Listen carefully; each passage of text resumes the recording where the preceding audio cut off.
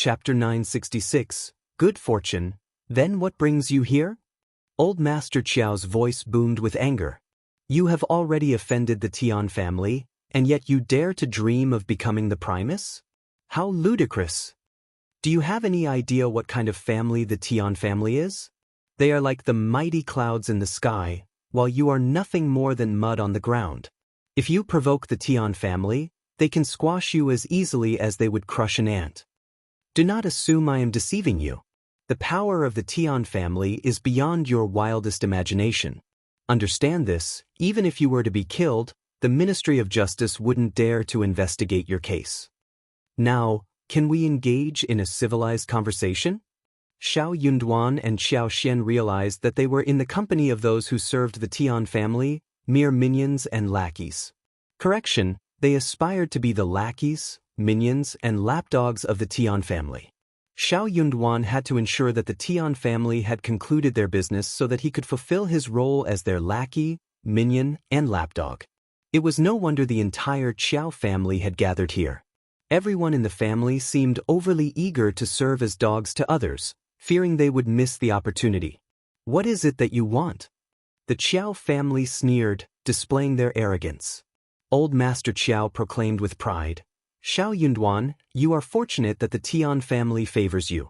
Despite being married, the Tian family bears no displeasure towards you. That, too, is your good fortune. However, be cautious not to turn your fortune into misfortune. Let me make it clear, the Tian family is still willing to arrange a marriage between elder Miss Tian and you. Tomorrow, you can publicly declare that the rumors were merely misunderstandings. Qiao Xian is not your wife, but your concubine, and the Qiao family can provide evidence to support this claim. We will also write a letter to our third brother and third sister-in-law, informing them of the situation and ensuring that we all share the same account of events. Since the marriage arrangement with elder Miss Tian has been settled, Qiao Xian should no longer remain here. We will bring her back home today, and once elder Miss Tian is married, we will bring her back as well. That is also the intention of the Tian family. Elder Miss Tian is not an unreasonable person. As long as Qiao Xian behaves herself, she will certainly lead a comfortable life. First Madame Qiao couldn't help but sneer. If you continue to be so sharp-tongued, you will only invite trouble upon yourself. Second Old Master spoke, Xiao Yunduan, you must understand that being with the Tian family ensures a secure future like no other. It's something others can only dream of.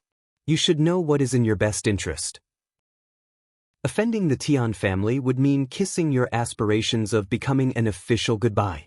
No one will hire you or promote you. Second Mrs. Yuezheng added, Qiao Xian, if you genuinely care about Xiao Yunduan, you should assist him. As a concubine's daughter, occupying the position of his wife brings him no benefits. Compared to elder Miss Tian, you are insignificant. Madame Lady Qiao chimed in, the Tian family is generous, and we can let bygones be bygones. Let's proceed accordingly. It had been a long time since Qiao Xian had felt angered by anyone, but upon hearing the words from the Qiao family, her frustration boiled within her. She knew they would never say anything positive, and she understood their shamelessness. But she had underestimated them. They were truly a united family, capable of presenting shameless words as dignified and reasonable.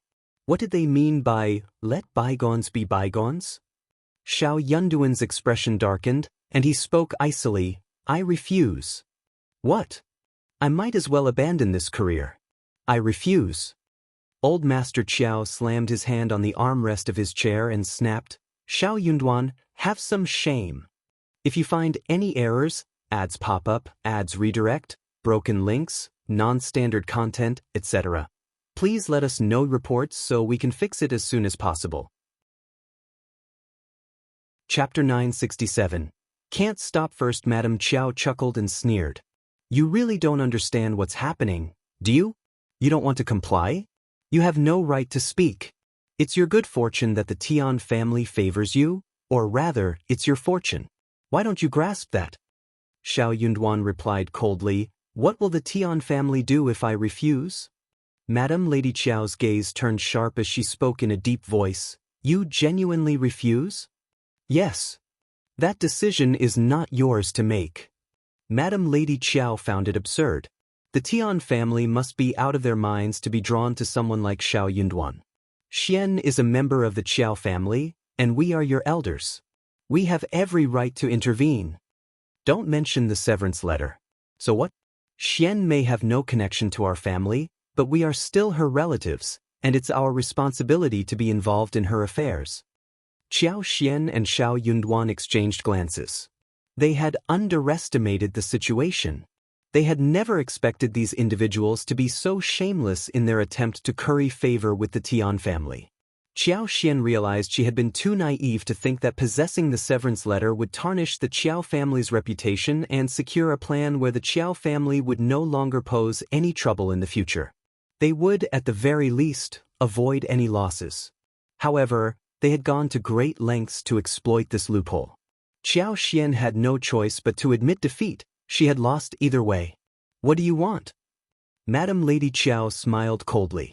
It seems you prefer the hard way, refusing to listen. That's why we won't hold back. Xian, come and stay with us for a while. What? How dare you? Just try and see if you can prevent it. Madam Lady Qiao showed no fear of Xiao Yunduan's changing expression. She spoke with disdain. In any case, we are taking her away today. If you truly wish to be close to her, you know what to do. Once we are satisfied, we will treat her well and return her to you in the future.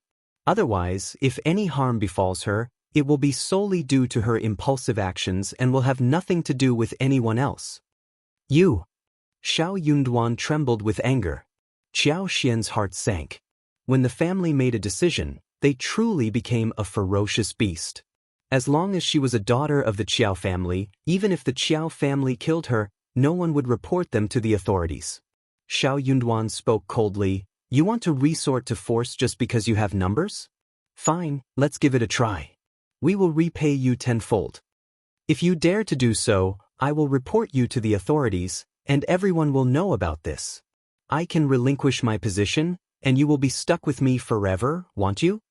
If you're so determined, I will accompany you. The Qiao family fell silent. They were both shocked and fearful. Xiao Yunduan proved to be even more ruthless than them. Xiao Yunduan had no fear of a life-and-death struggle, whereas they did. It wasn't worth sacrificing the entire family for the sake of these two individuals. Madam Lady Qiao and her two sons began to regret their agreement with the Tian family's housekeeper and their entanglement within this affair. But both parties seemed to be equally unhinged. They were becoming increasingly difficult to handle. If you find any errors, ads pop up, ads redirect, broken links, non-standard content, etc., please let us know reports so we can fix it as soon as possible. Chapter 968. Helpless. Second, Mrs. Qiao suddenly turned towards Qiao Xian. Qiao Xian, do you truly wish for Xiao Yunduan to sacrifice his future for you? You know how hard he has worked to achieve his current position, and now everything is at risk because of you. Is that truly what you want? If so, I truly question whether you treat him well and regard him as your husband.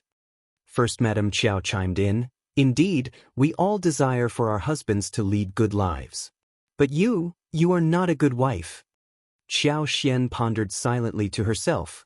If I were to listen to you, I wouldn't even be your wife. So what does being a good wife matter?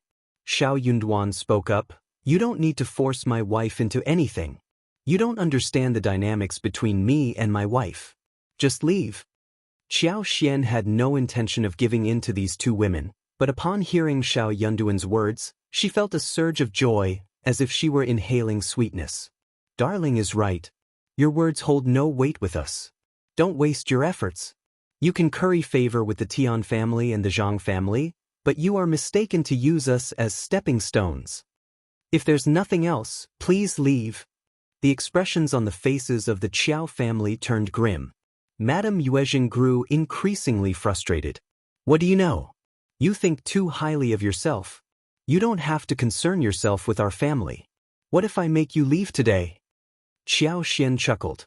This is my home and am not going anywhere. Xiao Yunduan declared, if you dare to take my wife away, go ahead and try. The Qiao family exchanged furtive glances among themselves. They had no idea what to do, and thus, they didn't dare to make an attempt. Qiao Hongxi couldn't help but speak up. You talk big, but I don't believe you truly don't care about your future. Even if he were to become an advanced scholar, he would only be able to attain an intermediate position, let alone become a Primus. He would have a promising future in the governmental office. No one would willingly abandon that. No scholar in the world would willingly do so. Xiao Yunduan's expression remained unchanged. If the Qiao family wants to make a wager, I'll accompany you. Qiao Hongxi grew so frustrated that he was left speechless. The mention of gambling irked Xiao Yunduan. He despised such risky bets. You're on your own. If you regret it, you can send Qiao Xian home. Xiao Yunduan, you're still young and you'll come to regret this. Old Master Qiao retorted with a harsh tone. Madame Yuezheng glared at Qiao Xian, snorted, and then assisted her daughter-in-law before leaving with the others. As the door closed behind them, they exchanged glances and burst into laughter. Darling, are we laughing because we're being reckless? Xiao Yunduan smiled. Qiao Xian chuckled and sighed. If you don't regret it, then I won't consider myself clever either. Let's take it step by step. If it truly comes to that, if it does, we can simply leave the capital, Xiao Yunduan interjected, covering her mouth with his hand. Qiao Xian blinked and nodded in agreement. The Tian family was merely seeking revenge. If they were to depart, the Tian family wouldn't go as far as to kill them all. It wouldn't be beneficial for them to do so. After all, they weren't mortal enemies. If you find any errors, ads pop up, ads redirect, broken links, non-standard content, etc., please let us know reports so we can fix it as soon as possible. Chapter 969. Humiliation. However, if that were the case, Xiao Yunduan's dreams of becoming an official would be shattered forever. He had been a promising Primus just the day before, and in a single moment, he had lost it all, leaving Qiao Xian feeling deeply displeased. The Qiao family scolded Qiao Xian and Xiao Yunduan, their brows furrowed in worry. What were they going to do now? How would they explain this to the Tian family? They had made a promise to the Tian family through their housekeeper, but now, it was a humiliating situation to be in. But that was the least of their worries. Offending the Tian family meant they would never have a chance to excel in the intermediate level. If the Tian family was displeased, they would undoubtedly seek revenge. Those two wretches are so stubborn and unyielding. I don't understand how third brother and third sister-in-law raised her. How can Xian be so disrespectful? It's humiliating. What's the point of saying this now? The entire family lacked the courage to confront Xiao Yunduan and Qiao Xian directly, so they had no choice but to face the scolding from the Tian family. As the housekeeper of the Tian family listened to old Master Qiao's feeble response, he fell silent for a moment. He couldn't believe it. After all, in such a situation, anyone would know what to do. Did they truly not care about their promising future and insist on keeping a concubine's daughter as the wife? Furthermore, the Tian family was not an unreasonable family. They simply wanted the concubine's daughter to relinquish the position of the main wife, allowing her to benefit in the future. He wasn't even willing to do that? Did you really tell them everything? Everything? Butler Tian repeated, seeking confirmation. The two old masters of the Qiao family felt even more humiliated. They had no choice but to nod, admitting their incompetence. Butler Tian didn't seem pleased with their response. He snorted dismissively. Anyway, you don't have to concern yourselves with this any longer. The two old masters of the Qiao family nodded and left, not daring to ask for any further favors. As long as the Tian family didn't hold a grudge against them or blame them for their actions, they would be grateful. Those two wretches deserve to be taught a lesson. It seems they want to do things the hard way. When the Tian family deals with them, they'll realize what they're truly capable of. They don't even know how lucky they are to be in the intermediate level. They were born with bad luck. Absolutely true. The two old masters of the Qiao family were both frustrated and annoyed. They wondered why such a great opportunity hadn't fallen on their own sons but instead on the foolish head of Xiao Yunduan. It was such a waste. Butler Tian reported the situation to Officer Tian and his wife, who were greatly displeased. Officer Tian had been hesitant and reluctant to take action, but Xiao Yunduan's rejection had infuriated him. Did they truly believe they could be arrogant just because they had become Primus? How dare they turn down the Tian family? Madame Tian grew even more furious. This is too much. Old master, we must teach them a lesson.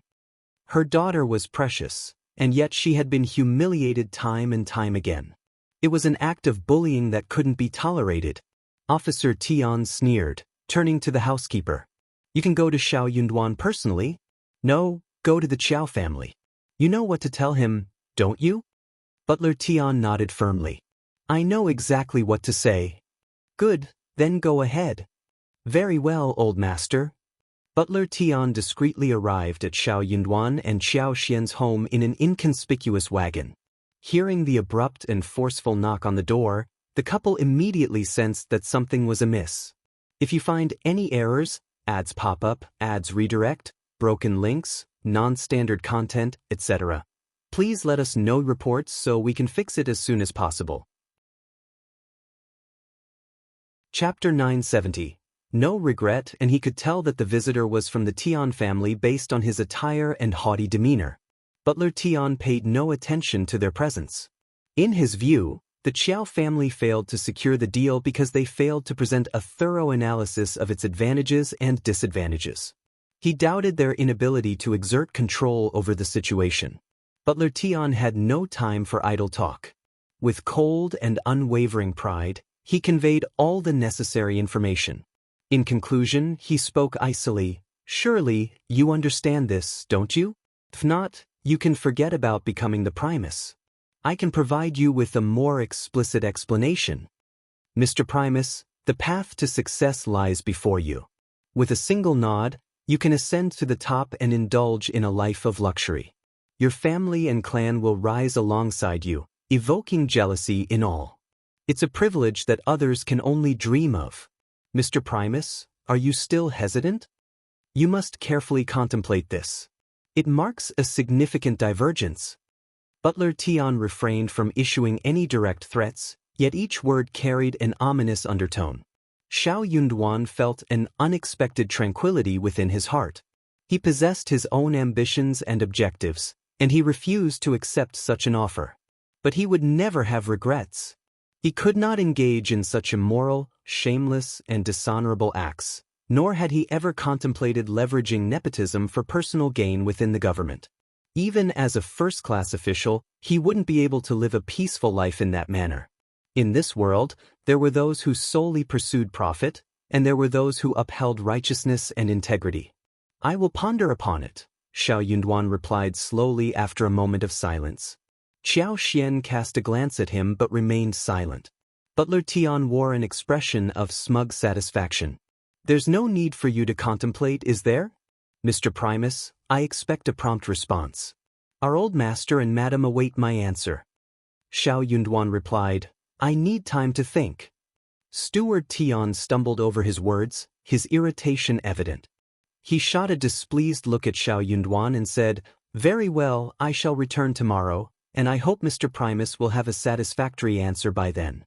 But Butler Tian remained indifferent to Qiao Xian's demeanor and her willingness to comply. In his view, Qiao Xian had no authority to voice her opinion. She lacked the qualifications to accept such an offer. Xiao Yunduan remained silent. Butler Tian sneered and departed. Qiao Xian turned towards Xiao Yunduan, her expression filled with inquiry. You, listen to me first. Xiao Yunduan placed his hands on Qiao Xian's shoulders and forced a gentle smile. Let's leave the capital. Qiao Xian's eyes widened. I want us to attend the Qiongling banquet the day after tomorrow. If that doesn't work out, we can leave the capital. I refuse to yield, even if I may have regrets. Qiao Xian experienced a surge of complex emotions. It felt as if her internal organs were entangled in a jumble. It was the worst-case scenario they had discussed. However, as the moment drew near, Qiao Xian discovered her heart racing in disarray and her legs growing weak. Tears welled up in her eyes. You fool! Xiao Yunduan chuckled, gently wiping away the tears at the corner of her eyes. He lowered his head and planted a tender kiss on her forehead. With a resolute tone, he said, "Tomorrow, I will have Songshi discreetly search for a hostel. The day after tomorrow, you will stay at the hostel. It's best if you don't remain here any longer." No one could predict the actions the Tian family might take when they exerted such pressure on them. If you find any errors, ads pop up, ads redirect, broken links, non-standard content, etc., please let us know reports so we can fix it as soon as possible.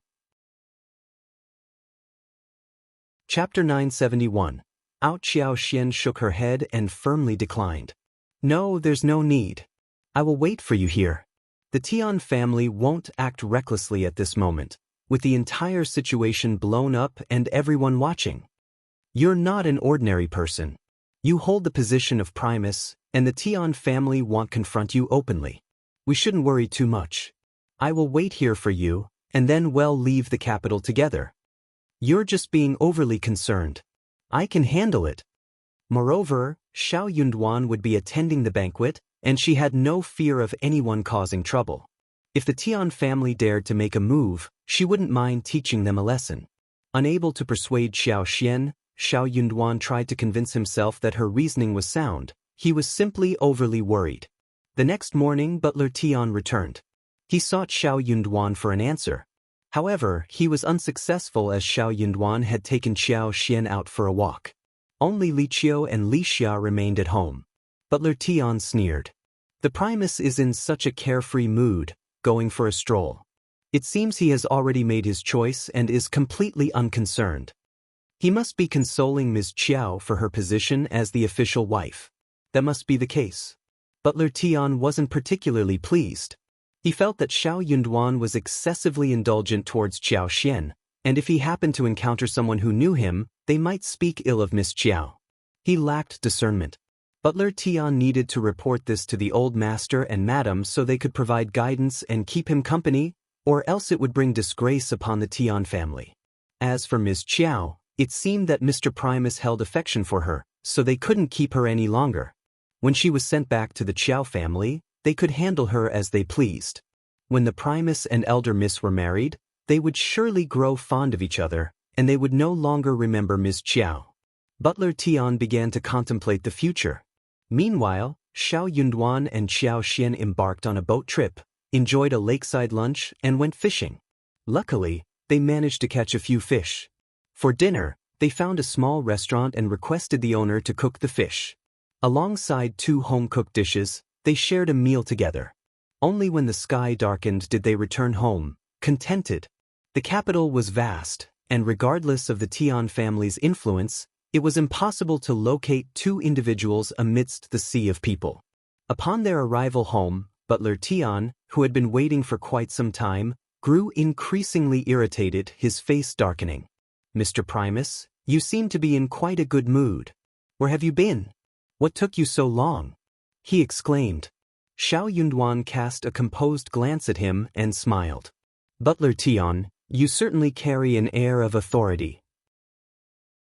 However, his tone held a hint of reproach. Butler Tian stiffened, realizing that Mr. Primus would soon become his son-in-law. He inwardly sighed, acknowledging his impatience. "I was too hasty. Mr. Primus, I seek an answer from you." He glanced disdainfully at Qiao. Xiao Yunduan grasped Qiao hands and spoke slowly. "I am merely a humble boy from the countryside. I am unworthy of elder Miss Tian. If you find any errors, ads pop up, ads redirect, broken links, non-standard content, etc., please let us know reports so we can fix it as soon as possible. Chapter 972. Not worthy, I apologize. Butler Tian appeared to have trouble comprehending the words, as he failed to react promptly. "What did you say? Say it again." Xiao Yunduan remained silent, gazing calmly at Butler Tian while tightly holding Qiao hands. Butler Tian's eyes fixated on their intertwined hands, his sneer growing fiercer as his anger intensified. He felt that the Tian family had been humiliated. "So, that's your decision? Mr. Primus, have you truly considered it thoroughly?" I am unworthy. Heh. Butler Tian found the situation to be utterly laughable. Yes, he had never believed Xiao Yunduan was suitable, but it was not his place to make such a decision. Mr. Primus, you may not be foolish, but you have acted foolishly. Unfortunate couples often have regrets. Mr. Primus, do you not think that if you face a miserable life in the future, you will regret your choice today? By then, it will be too late for you to repent. Xiao Yunduan's expression remained unchanged. He smiled faintly. Thank you for the reminder, Butler Tian, but I am not fortunate enough to lead a life like that. He was unaware of what he had traded in for his conscience and social status. At the very least, he couldn't find solace in it. Moreover, he had no intention of abandoning his wife. Good, very good. In that case, Mr. Primus, just wait and see. I hope you can sleep well tonight. Butler Tian sneered and departed without looking back. Xiao Yunduan narrowed his eyes and firmly held Qiao Xian's hands. Don't worry, after tomorrow, we will lay everything bare and depart from the capital. Qiao Xian smiled and nodded in agreement. When Butler Tian returned to the mansion, Tian Shanshan was present at her parents' residence, adamantly refusing to leave. Dad, Mom, this is my marriage. I want to be part of the discussion too, she insisted. Officer Tian and Madame Tian acknowledged her intelligence and independent thinking, so they relented and included her in the conversation. Madame Tian's mood was jubilant as she asked, So, did Xiao Yunduan agree? Tian Shanshan's heart skipped a beat. She lacked the same confidence as her mother. If Xiao Yunduan had agreed, he wouldn't have gone out earlier in the day. She doubted the outcome would be favorable. Her suspicions were soon confirmed. Upon hearing Butler Tian's account, Officer Tian and his wife turned pale. How dare he humiliate the Tian family like this? Unworthy? He knows he is unworthy. What are we waiting for? Officer Tian fumed. He has brought shame upon the Tian family. Old Master, do not allow him to remain in the capital. Send him to the most remote and destitute county infested with bandits. Let him serve as a poverty-stricken county magistrate for the remainder of his life. Only then will he comprehend that the Tian family is not to be trifled with, Madame Tian suggested vehemently. Officer Tian remained silent, a glint of murderous intent flickering in his eyes. But now was not the opportune moment. Aware of the consequences, Xiao Yunduan knew that as the Primus, if anything were to happen to him on the first day of the banquet, it would infuriate the emperor. However, he also realized that he would become a laughingstock at the upcoming event. Tian Shanshan, consumed by a profound sense of humiliation, rose from her seat and bowed to her parents. Then, without a word, she turned and left. She clenched her fists, her sharp nails digging into her palms. The pain, however, failed to distract her from her seething anger. She had lost. As the direct descendant of the Tian family, the niece of concubine Mei, and the most esteemed lineal daughter in the capital, she had been defeated by a lowly concubine's daughter. If you find any errors, ads pop up, ads redirect, broken links, non-standard content, etc., please let us know reports so we can fix it as soon as possible. Chapter 973. Reasonable Tian Shanshan regretted that she did not make the plan earlier. If she had started to work on it when they ran into each other in the pear garden, she could have guaranteed that it would not have turned out like this. Time was running out, and there was little she could do right now to make it happen. She should have known that this handsome man would become the Primus, and she should not have hesitated. Tian Shanshan did not blame Xiao Yunduan. Instead, she liked her even more. She even believed that Xiao Yunduan was the man she was seeking to get.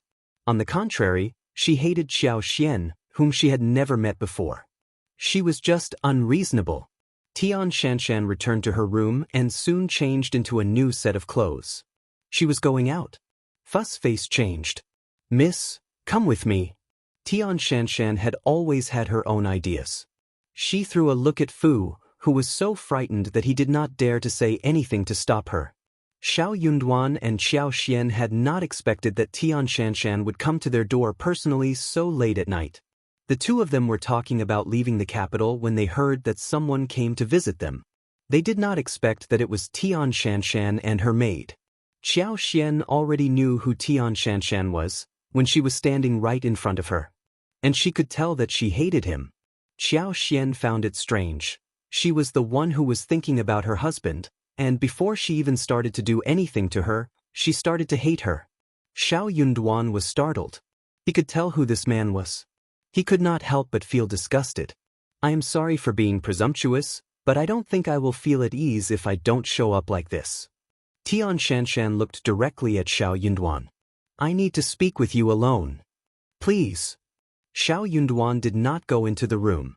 He nodded at Xiao Xian and walked a few steps away, intending to have a private talk with Tian Shanshan in the yard. Tian Shanshan felt suffocated. She knew that they did not welcome her, and that was the first time she had been unwelcomed since she was born. Fu snorted. You don't know how to be polite. Don't you know how to invite my miss into the room for a chat? Is that how you treat guests? Xiao Xian was thinking, you two girls are here at someone else's home in the middle of the night and you are talking with the host alone? You are definitely not the polite one? Xiao Yunduan ignored what Fu said, as did Xiao Xian. She was not going to avoid that. She was just standing right there. Fu felt a bit embarrassed. She threw a glare at Xiao Xian. Xiao Xian. She was throwing the look back at Xiao Yunduan. Tian Shanshan was proud and arrogant. She had used up almost all of her courage to come to the door. She was not going to ask Xiao Yunduan to let her in. You remember me?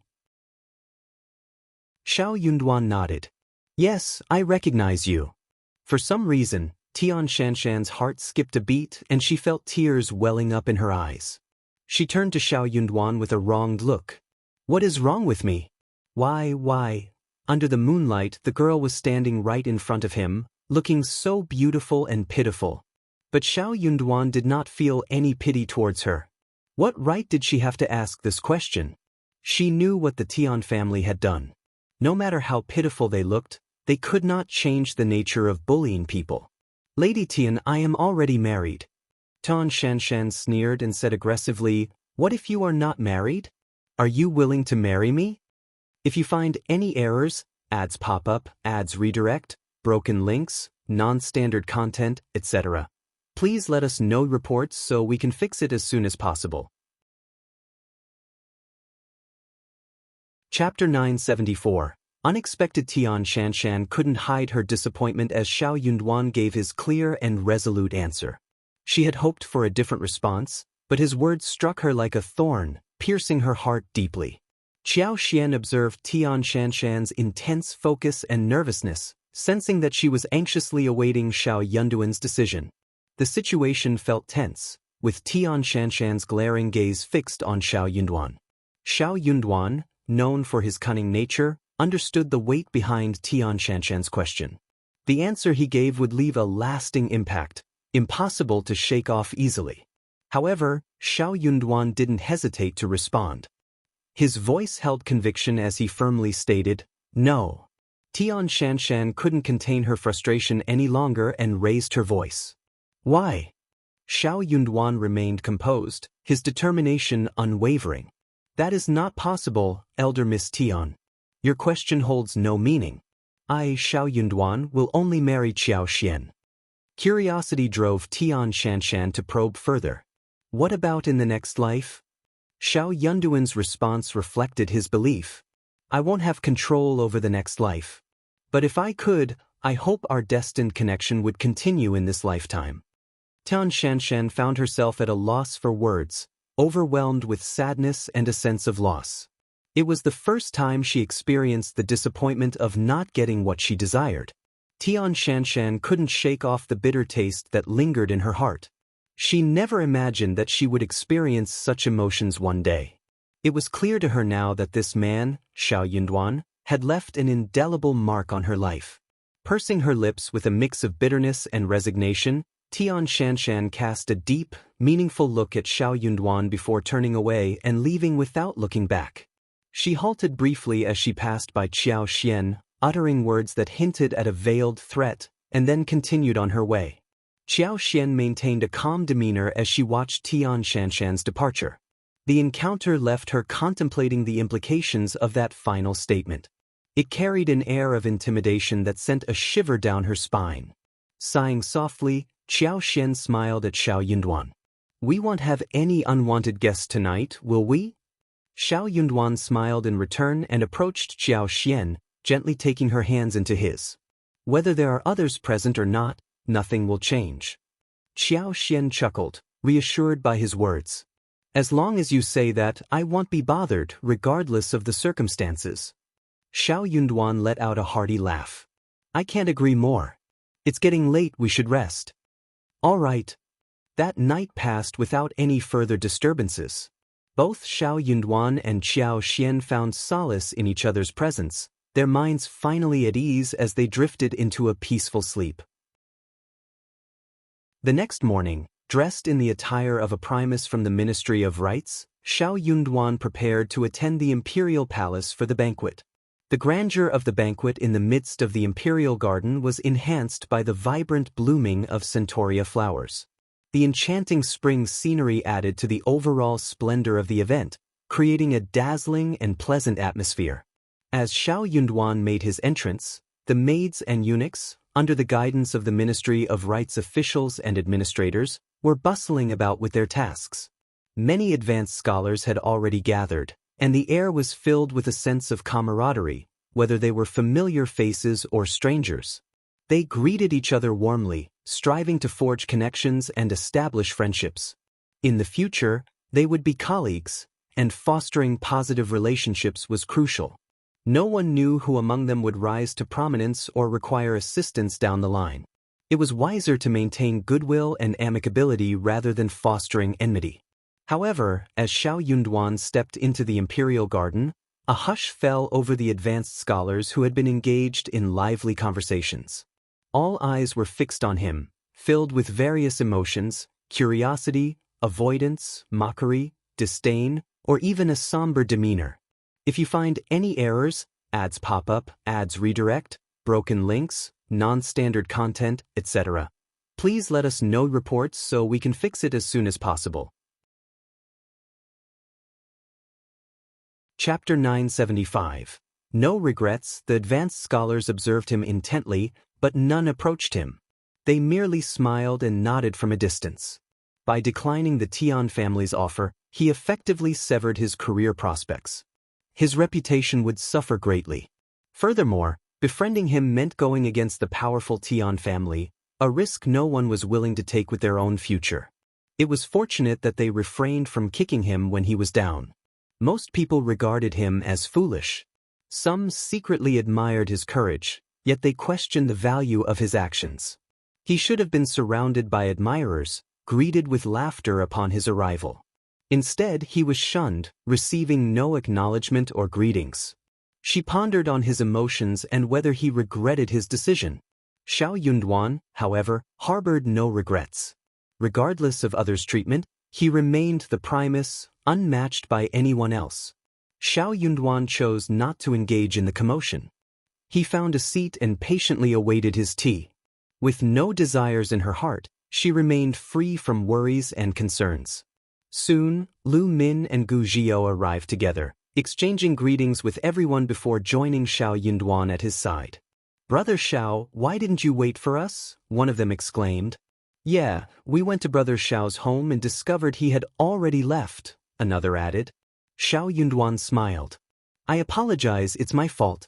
I will make it up to you, I promise." The three of them exchanged glances and burst into laughter. "Of course. We won't stand on ceremony with you, Brother Xiao." They then shifted their conversation to another topic. Xiao Yunduan hadn't invited them to accompany him because he didn't want to trouble them. They understood that their previous comments had made their position clear.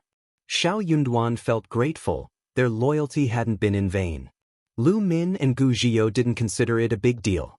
They hailed from the same place as Xiao Yunduan and had always shared a good relationship. Even if the Tian family held a grudge and severed ties with Xiao Yunduan, they wouldn't let it affect their friendship. If the Tian family wasn't narrow-minded, they wouldn't mind continuing to spend time with Xiao Yunduan. After all, they were friends. So they decided to be open and candid as always, to avoid unnecessary complications. Gradually, all the advanced scholars arrived, including the second and third place winners, whose treatment stood in stark contrast to Xiao Yunduan's as the Primus. As the runner-up and third-place winner entered, they received an abundance of flattery and warm greetings. However, both individuals were over 40 years old with half of their hair already gray. They didn't possess the same level of attractiveness as Xiao Yunduan. Even though they received flattery from the crowd, a sense of regret lingered within them. Officer Tian and the other esteemed adults arrived shortly after. The advanced scholars held their breath and respectfully greeted them. Many eyes shifted toward Xiao Yunduan. Remaining composed, Xiao Yunduan greeted everyone without distinction. If you find any errors, ads pop up, ads redirect, broken links, non-standard content, etc., please let us know reports so we can fix it as soon as possible. Chapter 976. Eager Officer Tian cast a disdainful glance at Xiao Yunduan, a sneer playing on his lips. As long as the Tian family held power, Xiao Yunduan would never rise above. How audacious of him to attend the banquet after offending the Tian family. Officer Tian begrudgingly acknowledged that Xiao Yunduan stood out among the advanced scholars. It was no wonder his prideful daughter had developed feelings for him. But Xiao Yunduan was too foolish to comprehend the gravity of his actions, ensuring an unfavorable fate awaited him. One day he would regret his choices. As the time neared, a group of well-dressed eunuchs guided the advanced scholars to line up according to their rankings, first, second, and third. They followed the courtiers and knelt before the emperor as a gesture of respect. The advanced scholars couldn't help but feel a surge of excitement as they beheld the emperor's presence. It was a profound honor to witness the sky in such a manner. Accompanied by the crown prince, several princes, and distinguished scholars from the pavilion, Emperor Qian of Qi entered the imperial garden. His gaze fell upon the newly minted advanced scholars, kneeling before him. He beamed with joy. When the government admitted scholars, it injected fresh vitality into the court, ensuring a smooth transition of power. Each new examination held immense significance. Once the emperor settled in his seat, the ceremonial officer's voice rang out, and the advanced scholars and courtiers prostrated themselves. Long live the emperor! The cheers surged like a tsunami, resonating through the skies. Emperor Qian's face lit up with delight. He laughed heartily, instructing everyone to rise. He commended them and encouraged the scholars to devote themselves to the nation, shoulder the burdens of the imperial court, and work diligently for the well-being of the people under the Qin dynasty's rule. The newly inducted advanced scholars knelt once again and replied with resounding voices, their unified cheers filling the air. Their faces flushed with excitement, and their eyes sparkled with anticipation. The energy within them surged, their hearts yearning to become diligent officials who would work tirelessly for the country and its people, a gesture of gratitude towards the benevolent emperor. Emperor Qian's satisfaction grew, and he instructed the servants to serve wine and delicacies to the scholars.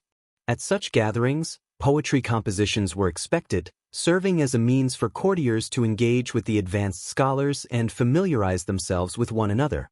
It was also an opportunity for the new scholars to showcase their talents. The advanced scholars brimmed with enthusiasm, eager to participate in this customary exhibition. This was the highly anticipated spectacle of every banquet, a lively, captivating display of talent. Following the announcement of the rankings, preparations commenced, and confidence ran high among the scholars. Some even harbored ambitions to surpass the competition with their prowess and secure the top spot. For her, it marked her first appearance before the emperor, a promising beginning. If she could please the emperor and elicit his approval with a simple "good," the courtiers and officials would regard her in a new light, paving the way for a prosperous future. After 3 rounds of wine, the conversation shifted towards poetry. Under the guidance of the crown prince, other princes, and ministers, Emperor Qian of Qi proposed a topic, requesting the scholars to exhibit their talents. Laughter subsided, and their minds began to contemplate, aiming to deliver an impressive speech that would etch their names in history. Emperor Qian was known for his affability, provided his own interests were not at stake. For instance, he sympathized with the advanced scholars, apprehensive that some might exploit the opportunity to criticize and provoke controversies. Hence, he decided to forego a specific format and instead invited the scholars to compose poems. If you find any errors, ads pop up, ads redirect, broken links, non-standard content, etc., please let us know reports so we can fix it as soon as possible. Chapter 977. Good. The advanced scholars reveled in their joy, having successfully advanced to the next level. Their spirit soared, and they sought an outlet to express their emotions. Poetry became the perfect medium through which they could convey their sentiments and determination, presenting a prime opportunity to showcase their loyalty to the emperor and the imperial court. A hush fell over the lively scene. Xiao Yunduan recited quietly, swiftly crafting a composition. As customary, the eunuchs collected the poems penned by the scholars and presented them to the accomplished senior scholars of the Hanlin Academy for preliminary evaluation. The most exceptional works were then selected, around 7 or 8, and transcribed. These copies were subsequently presented to the emperor, important ministers, and shared with all those present for appraisal. The masterpieces of the Primus, runner-up, and third-place winner, however, were immediately presented to the emperor, with the 3 scholars themselves stepping forward to kneel and present their works. Jealousy and envy simmered among the other advanced scholars as they gazed upon the trio. All eyes were fixed on Xiao Yunduan. He was not only the Primus but also the youngest, and the scandal surrounding him and the Tian family's elder miss had attracted the most attention. The situation grew increasingly complex. Amidst the jealousy and envy, there were also individuals who relished the opportunity to mock and witness the unfolding drama. Yet, Xiao Yunduan paid no heed to the commotion. Setting down his pen upon completion, he patiently awaited the summons. When the appointed time arrived, the ceremony supervisor relayed the message. Xiao Yunduan, along with the other 2 winners, rose to their feet, holding their works with reverent hands. They bowed respectfully, lifting their poems high above their heads, requesting the emperor's guidance and instruction. Emperor Qian graciously accepted the 3 works presented by the eunuch, his gaze lingering a little longer on the Primus and the other 2 winners. Compared to the 2nd and 3rd place winners, the Primus exuded an exceptional air of handsomeness and refinement. Contemplating the beautiful compositions he had penned and considering his youthful age, which promised many years of service to the country and the imperial court, the emperor's satisfaction grew. Recalling the Primus' humble origins in a farmer's family and the arduous journey he had undertaken to rise from a small village, Emperor Qian discerned the scholar's remarkable intelligence and diligence. With a gentle smile, Emperor Qian directed his attention towards Xiao Yunduan, further affirming his contentment. Observing this exchange, the other courtiers and advanced scholars who had been fixated on Xiao Yunduan felt a surge of complex emotions. Some became even more envious, secretly hoping that Officer Tian would be given a humbling lesson. Officer Tian sat with an upright posture, casting a cold gaze in Xiao Yunduan's direction, simmering with annoyance. Though he maintained a composed facade, internally he was writhing in discomfort, beset by embarrassment. The more amiable and satisfied Emperor Qian appeared towards Xiao Yunduan, the more ludicrous it made the Tian family and their daughter. Through this filter, Emperor Qian promptly expressed his opinion upon inspecting Xiao Yunduan's work. Excellent! He nodded with satisfaction, breaking into a joyful laughter. You, as my chosen Primus, possess exceptional talent. Come, let me share my thoughts on it. In truth, Emperor Qian himself was not particularly adept at poetry.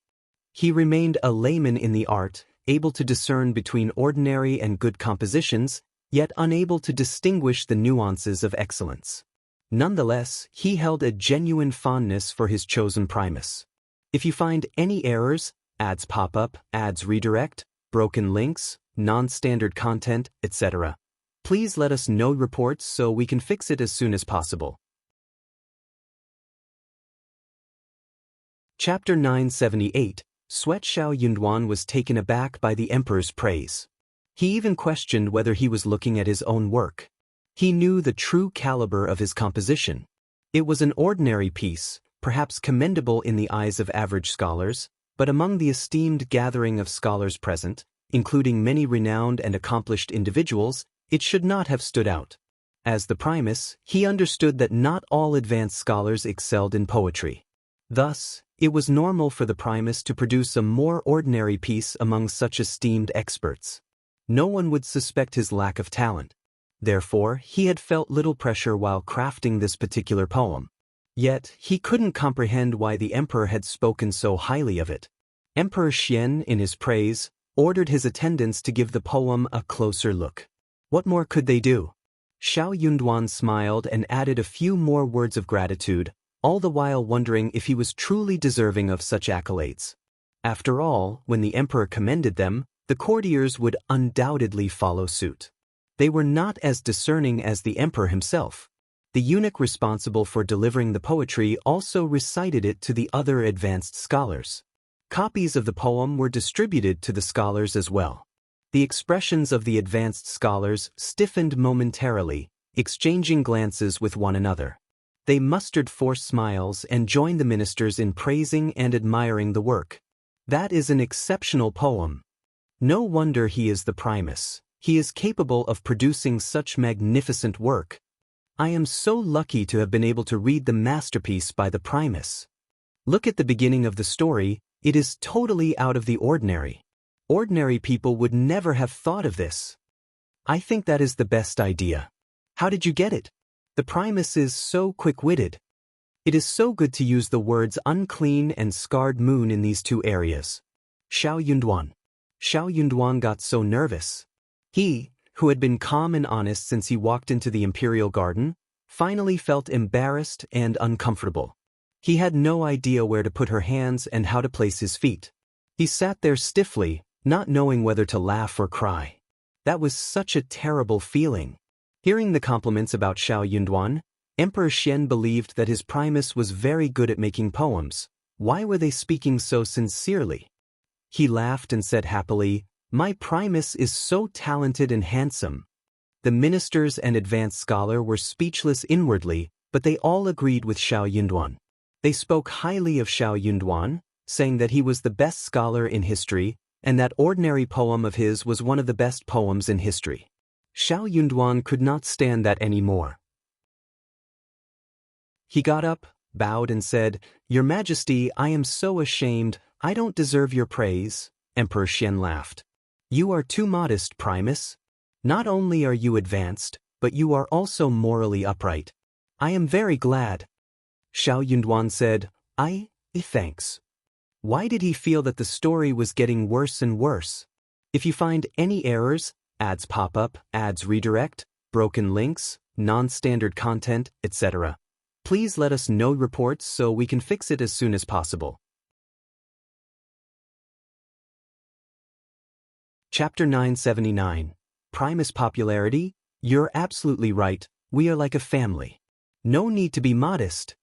Emperor Qian grew increasingly satisfied as he looked at Xiao Yunduan. He laughed and continued praising him, thoroughly pleased with his performance. Oh yes. Suddenly, an idea crossed Emperor Qian's mind. He glanced at Officer Tian and smiled mischievously. "Old Tian, didn't your daughter mention that she fancies one of my advanced scholars? Who has caught her interest? Bring her forth, and let me see how she compares to the Primus." Upon hearing this, the crown prince furrowed his brow. His father had a habit of doing as he pleased, but this was a banquet at the Qiongling forest, and such remarks were undignified. He seemed to be deliberately setting up enemies for the Primus.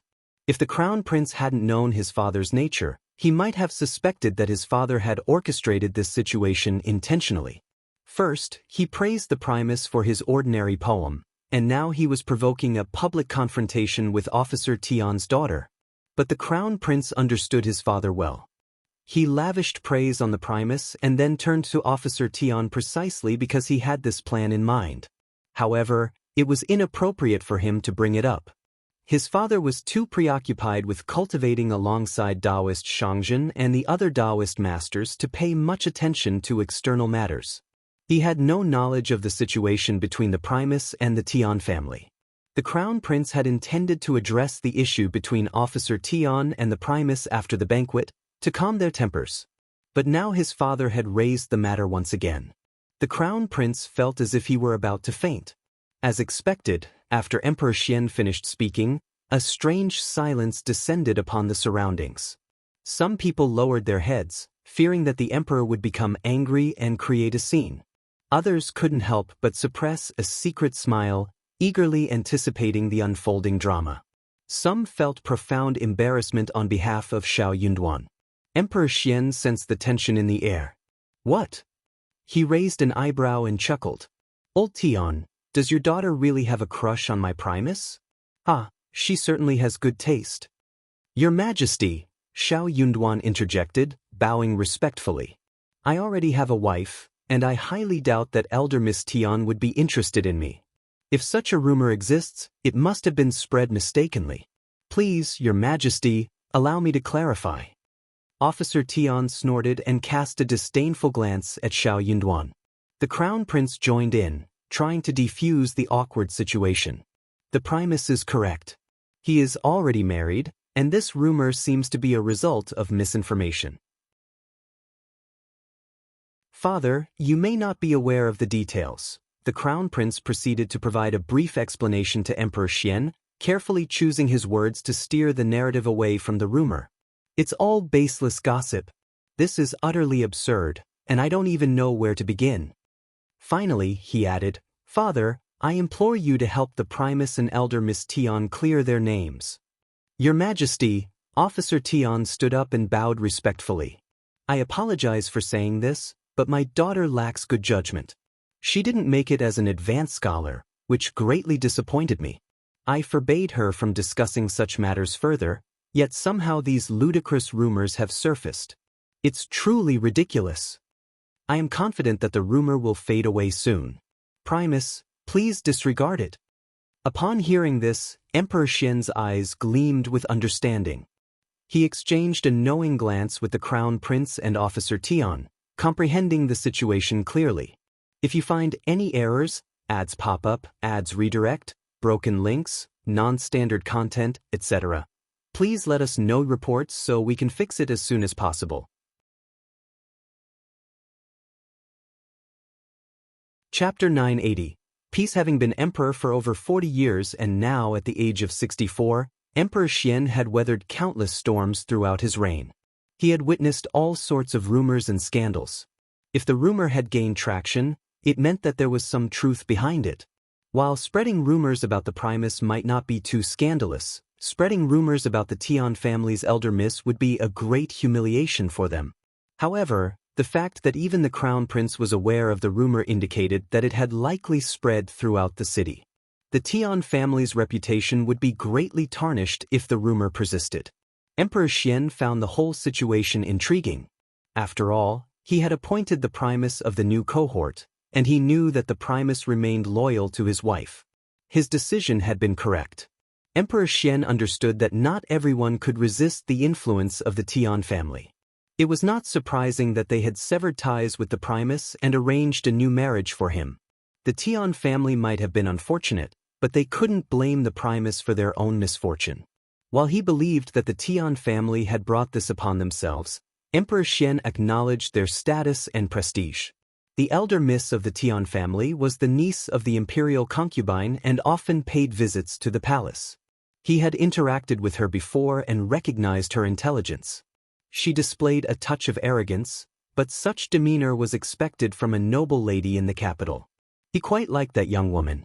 Yet, he couldn't help but feel a sense of sadness for her. Emperor Qian decided against pressing for the truth, as doing so would only bring humiliation upon the Tian family. Instead, he spoke out against the rumor. This is preposterous. How dare they spread such false information? It is unfair to both the Primus and the Tian family. Ginseng, present a jade ornament to Mr. Primus and a golden hairpin to the Tian family's young lady, he commanded, wanting to show his support and respect for them. Yes, Your Majesty. Ginseng promptly acknowledged the order and instructed his men to bring the requested rewards. Xiao Yunduan and Officer Tian stepped forward and kowtowed, expressing their deep gratitude. Emperor Qian smiled warmly and directed the couple to drink a cup of wine in front of him. This is all my fault, and your families have been affected as well. Drink this cup of wine in my presence, and let us forget about this incident. We are all officials serving the court, and it is crucial that we foster harmony and work together for the greater good. Yes, Your Majesty. I will always keep your words in mind, and I will never disappoint you. Xiao Yunduan vowed sincerely. Your teachings shall be engraved in my heart, Your Majesty, Officer Tian added respectfully. With their wine glasses in hand, the two exchanged a meaningful glance, clinked their glasses together, and downed the wine in one swift gulp. Xiao Yunduan understood that he would not be leaving the capital. Instead, he would be joining Hanlin Academy. Officer Tian also grasped the situation. For the time being, he would refrain from causing trouble for Xiao Yunduan and treat him amicably on the surface. Both of them, grateful for the emperor's leniency, were left with no room to voice any objections. The consolation bestowed upon Shanshan by Emperor Qian further ensured that no one would dare challenge the situation. However, Shanshan's prospects for finding a good suitor in the next couple of years were dim. All because of Xiao Yunduan. Officer Tian was in no rush. He would make Xiao Yunduan pay for his actions.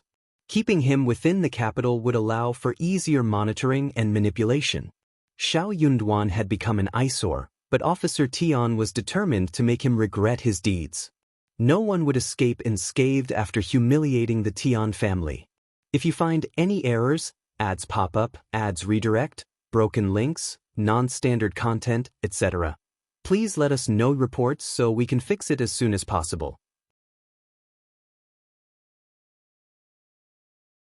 Chapter 981. Staying in the capital, the advanced scholars who had eagerly anticipated witnessing Xiao Yunduan's downfall were left disappointed. How fortunate this man was! He had never expected that both the Crown Prince and the Emperor would shield him from disaster so effortlessly. With the Emperor and Crown Prince intervening, no one would dare to bring up the matter again. To do so would be challenging the authority of the Emperor and the Crown Prince themselves. Observing Officer Tian and Xiao Yunduan drinking together, Emperor Qian chuckled and nodded approvingly, effectively reinvigorating the atmosphere. The scene became lively once more. They continued to revel in the enjoyment of poetry, the rewards bestowed by Emperor Qian, and the camaraderie among the advanced scholars. It was a delightful experience that lasted for half a day before everyone departed from the Imperial Garden. As they bid their farewells, several of Xiao Yunduan's classmates, apart from Lu Min and Gu Zhiyou, approached him and exchanged pleasantries. Xiao Yunduan maintained a composed demeanor, responding politely to their greetings. Such was the way of the world. Most individuals possessed an innate instinct to seek advantages and avoid disadvantages. He did not hold their swift change in attitude against them. However, he recognized that true feelings were revealed during times of trouble. While they exchanged greetings and pleasantries, he did not consider them genuine friends. Lu Min and Gu Zhiyou were genuinely overjoyed for Xiao Yunduan. They held great admiration for his talent, and with Xiao Yunduan by their side, they unconsciously felt a sense of security, as if they had found a pillar of support. With the crisis now averted, the Tian family would likely let the matter go. Thus, the two of them breathed a sigh of relief. Accompanying Xiao Yunduan on his way home, Lu Min and Gu Zhiyou's presence startled Xiao Xian upon seeing them together. Lu Min and Gu Zhiyou were bursting with excitement, their eyes shining as they eagerly recounted Xiao Yunduan's triumph at the banquet and how the Tian family had been saved. Xiao Xian turned to Xiao Yunduan, his curiosity piqued. With a smile, Xiao Yunduan nodded and handed her the jade. The Emperor presented this to me. Keep it safe. This jade ruby held significance beyond being a gift from the Emperor. It could serve as a reminder to those who dared to bother them that they had the means to defend themselves. Xiao Xian carefully opened the brocade box, revealing a long, white jade ruby nestled on the bright yellow satin. The jade was elegant and beautiful, intricately carved with auspicious clouds, grass, and Ganoderma lucidums, exuding exquisite craftsmanship. It was truly a priceless treasure. Xiao Xian smiled, feeling fortunate. I am truly blessed today.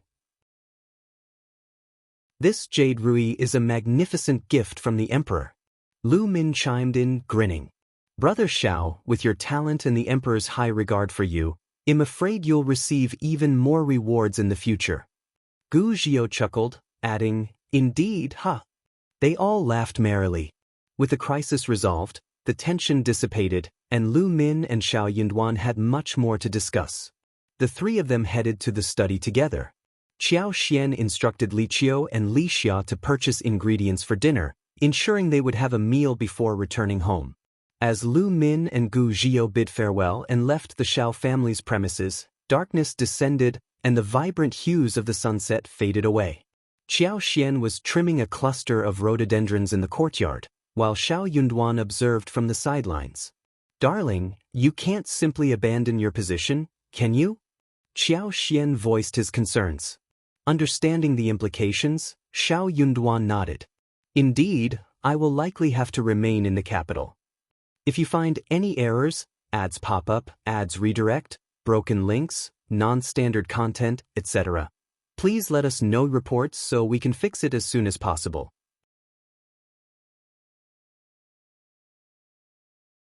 Chapter 982. Qiao Xian's bet the emperor held such a high opinion of him that he remained oblivious to the unfolding events. However, by doing so, the Ministry of Personnel would never force him to leave the capital. My dear, I will seize an opportunity to suggest paying respects to our ancestors, and then, Xiao Yunduan smiled bitterly, his determination apparent. You can stay in the village once we return.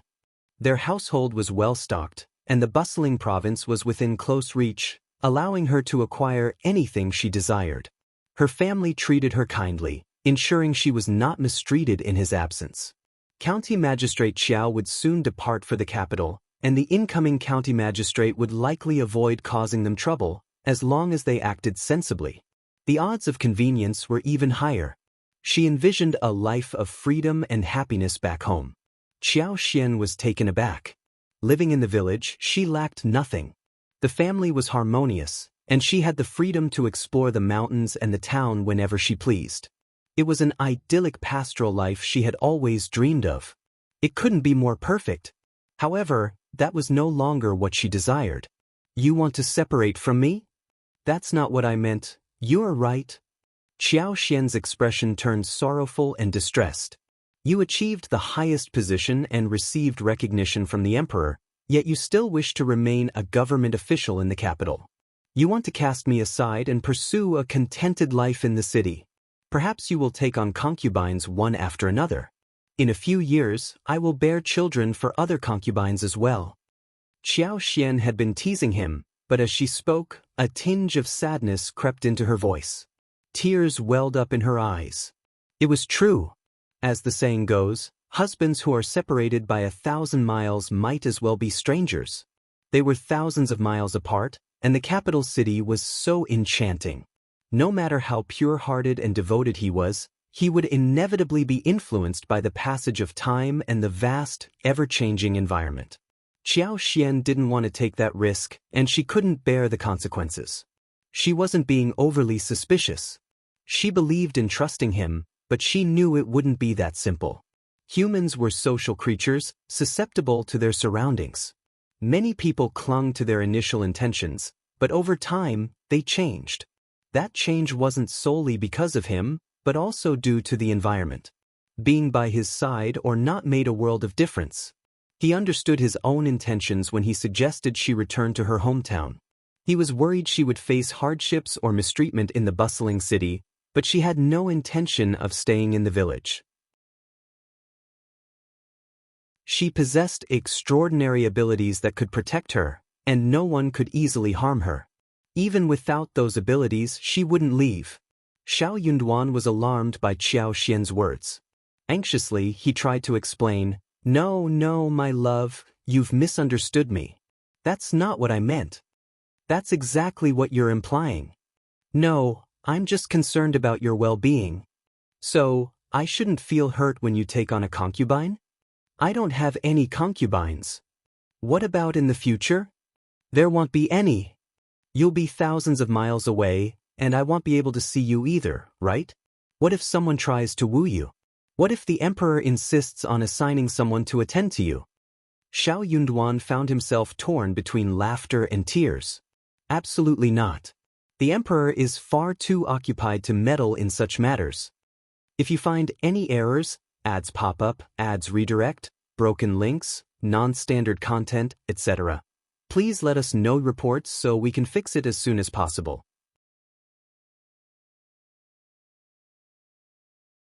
Chapter 983, Staying in the Capital, What if it does? Xiao Yunduan. My love, you enjoy arguing, don't you? You're pushing me away and not allowing me to voice my concerns? No, I'm not pushing you away.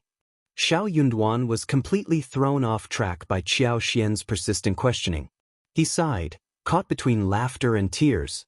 But I am genuinely worried about your well-being in the capital, Qiao Xian spoke softly. But you're not concerned about me when I'm not in the capital? Xiao Yunduan was taken aback. You don't want to see me after so many years? Annoyance flashed across Xiao Yunduan's face. I want to stay in the capital. Xiao Yunduan smiled as he looked at Qiao Xian. All right, let's stay together here. Qiao Xian smiled, tears still lingering. Don't worry, the Tian family has little connection with us, and we might cross paths again soon. The Tian family doesn't care about someone like me, a concubine's daughter who knows little. But you, as an officer in the court with ties to the Tian family and many acquaintances in the court, you need to be cautious. I may not be able to assist you in other matters, but I can provide you with a peaceful home to rest in. Isn't that wonderful? Xiao Yunduan felt warmth spreading through his heart. He smiled. Who says you know nothing? You're absolutely right. I'm not afraid to resign, and I don't care about political intrigues. I can simply give up my position. Let's stay in the capital for as long as we can. Qiao Xian smiled in return. Qiao Xian appreciated his words, even though they seemed pointless and lacking motivation. Upon reaching an agreement, they felt a sense of relief and relaxation, with reduced conflict. This was why it was said that those who lacked desires should remain strong. As long as he didn't exploit the Tian family, they had nothing to threaten him with. After the banquet, the prestige of the advanced scholar came to an end. As scholars, they had successfully and gloriously completed their journey. What awaited them next was another path to becoming an official. How well they fared on this journey was uncertain. Though each person had different qualifications to become an advanced scholar, they all started from the same point. In 10 or 20 years, who knew what would transpire? Perhaps the Primus would take no action, or the advanced scholar would rise to become a top-ranking officer. Such possibilities existed. They were both anxious and eager for the future, yet they silently swore not to become the most conspicuous individuals. Xiao Yunduan had already resolved not to dwell too much on this. He remained composed. Observing the scene, he suddenly noticed a distinction. When the Ministry of Personnel made the appointments, the positions were allocated one by one. In the capital, there remained a total of 46 individuals, dispersed across the 6 departments, Hanlin Academy, and various other locations. Naturally, the newcomers who had recently been recruited held positions at the 9th or 8th grade, with the highest being 7th grade. Their starting point could not be any higher. As for the rest of the group, they were dispatched as local officials throughout the country. The distinction lay in the fact that some were stationed in Jiangnan, the Central Plain, or the remote southern regions, while others were assigned to the bitterly cold and harsh territories in the northwest. This contrast was even more pronounced than those who remained in the intermediate locations. If you find any errors, ads pop up, ads redirect, broken links, non-standard content, etc., please let us know reports so we can fix it as soon as possible.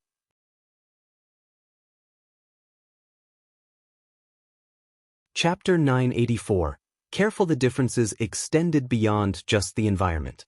The level of attention from the imperial court, the potential for greater achievements, and the speed of promotion varied greatly among the different locations. Xiao Yunduan caught the attention of Emperor Xian, which made the Ministry of Personnel hesitant to transfer him. He held a 7th-rank position at Hanlin Academy. Officer Tian secretly hoped that he could be assigned a more fortunate position, but he felt too embarrassed to act upon such desires. As a result, he could only grant Xiao Yunduan a 7th-rank editing position. However, Officer Tian did not approve of Xiao Yunduan's friends. Lu Min was dispatched to Fujian, while Gu Zhio was sent to a cold and remote place in the northwest. These locations were underdeveloped and challenging environments, ones that most people avoided and tried to steer clear of. Xiao Yunduan felt a deep sense of guilt and even treated them to a meal, burdened by his conscience. Lu Min and Gu Zhio were not particularly content either. Especially after the appointments were announced, some individuals made sarcastic remarks about Xiao Yunduan, further fueling their annoyance. Yet, they did not hold Xiao Yunduan responsible for their circumstances. "Brother Xiao, that's an order from the imperial court. It has nothing to do with you," Lu Min remarked.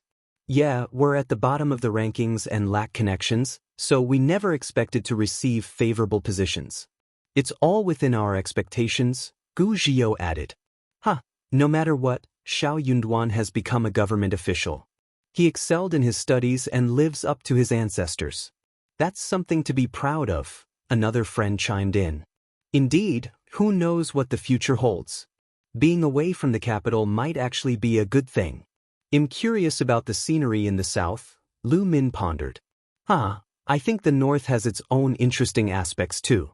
But Xiao Yunduan, you're headed to advanced mountains and rivers, and we're uncertain when we'll meet again.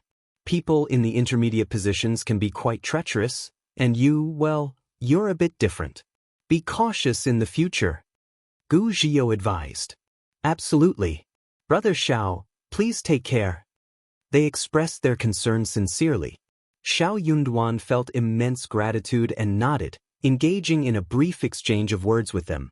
After their gathering, they were set to depart the following day. A long journey awaited them.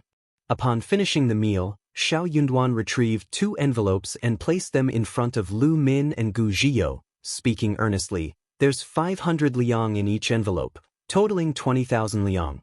Please don't refuse it. You'll definitely need it in your new locations. We're friends, so don't worry about it. If you feel guilty, you can always return it to me later." Both Lu Min and Gu Zhio were taken aback. "Brother Xiao, isn't this too much?" they exclaimed. Though they were able to sustain their studies and had a decent family background, they were only well off within their local province. By living frugally, they could earn around 20 or 30 taels annually. For them, 20,000 liang was an enormous sum. Xiao Yunduan smiled warmly. "We won't know the extent of our needs until we're in our respective positions. It's always good to have some for self-protection. Consider it a gift from me and your sister-in-law, and please don't turn it down." Moved by his kindness, they gratefully accepted the 2 envelopes. "Brother Xiao, thank you so much. Well, all live well, and we'll meet again in the future. Take care, Brother Xiao." "You too." Qiao Xian also handed each of them a cloth bag, each containing 5 potatoes. "If you find any errors, ads pop up, ads redirect, broken links, non-standard content, etc., please let us know reports so we can fix it as soon as possible."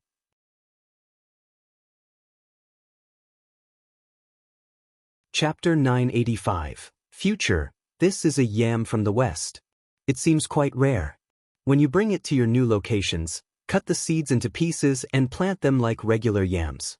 They might grow well, Qiao Xin explained. Since it's called yam, it should be similar to what we have. You can steam, stir-fry, or cook it. I'm not sure about the taste, but the ingredients should be good. Take it with you as a keepsake, Qiao Xian suggested. Qiao Xian had pondered for a while before deciding to share the seeds with each of them. Given the stinginess of the Tian family and the remote and impoverished location they were assigned, the local residents struggled with year-round starvation and a difficult existence. Potatoes were a high-yielding crop that thrived in various types of soil. If they discovered this when planting them in the current year, it would naturally lead to promotion. With Qiao Xian's superpower-enhanced seeds, they would likely be more resistant to pests and environmental challenges, resulting in a bountiful harvest. Even if they had just a few seeds, they could ignite a significant change. Moreover, Being in the south might provide an opportunity to find more potatoes. Lu Min would be in Fujian and might be able to obtain additional potatoes for planting. Regardless, Qiao Xian had already provided assistance when it was needed. What unfolded in the future would depend on their luck. By spreading potatoes locally, the residents wouldn't need to worry about lacking promotion and would have a more promising future. However, Qiao Xian couldn't explicitly explain the benefits of potatoes. It was something she couldn't articulate. Xiao Yunduan grinned. Take all of it. It's your sister-in-law's precious treasure, and she keeps it personally. No one else is allowed to touch it. Laughter filled the air. Lu Min and Gu Zhio expressed their gratitude to Qiao Xian. Qiao Xian continued to remind them, and they nodded in acknowledgement. As they departed, Xiao Yunduan expressed his gratitude to Qiao Xian. Thank you for your generosity. Without Qiao Xian, he wouldn't have received such a significant sum of money. Qiao Xian smiled and replied, My husband and I are one. You don't have to treat me as an outsider. No, I truly appreciate your help, Xiao Yunduan insisted. You're welcome. They exchanged smiles. In truth, without Xiao Yunduan and the Tian family's assistance, Qiao Xian would have struggled to survive in this world, despite her superpower. She couldn't reveal her abilities to others as it would only invite trouble. In the eyes of the world, she was merely a vulnerable woman. Making money wasn't easy, and even if she accumulated wealth, it would attract endless trouble and unwanted attention. It was quite bothersome. The only alternative would be to hide away in remote mountains and forests, but that would be dreadfully dull. Only when they were together could they truly enjoy themselves and experience life to the fullest. Money held little significance for Qiao Xian. With her skills, she could easily earn money whenever needed. After bidding farewell to Lu Min and the others, the remaining classmates departed from the capital and commenced their respective work assignments. Those assigned to positions in the capital reported to their respective governmental offices. Xiao Yunduan, too, was assigned to Hanlin Academy. Although no one dared to gossip openly about him and the elder miss anymore, he still faced exclusion from his peers. After all, it was widely known that the Tian family and the elder miss had suffered humiliation. The Tian family would never let Xiao Yunduan off the hook. Their actions were merely an attempt to save face. They eagerly anticipated Xiao Yunduan's downfall, convinced that his luck as an officer was about to run out. If you find any errors, ads pop up, ads redirect, broken links, non-standard content, etc., please let us know reports so we can fix it as soon as possible.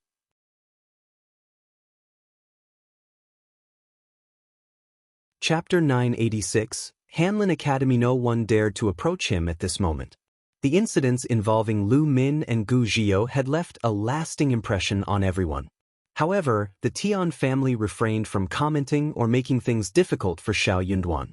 They simply maintained a distance from him, as if he were invisible. Each individual prioritized their own future and avoided any involvement. Qiao Hongxi felt increasingly irritated. He had never anticipated becoming so closely associated with Xiao Yunduan. Initially, he had planned to manipulate others into harassing and humiliating Xiao Yunduan, eager to witness his downfall. After all, he was determined not to let Xiao Yunduan enjoy a good life. But now, he didn't dare to. Yes, he lacked the courage. However, the memory of the 4,000 liang he owed Xiao Yunduan and Qiao Xian, along with the words inscribed on that piece of paper, silenced any complaints he might have had. The couple were unpredictable. What if they were compelled to expose the secret publicly? The humiliation would be unbearable. Consequently, Qiao Hongxi had no choice but to avoid Xiao Yunduan.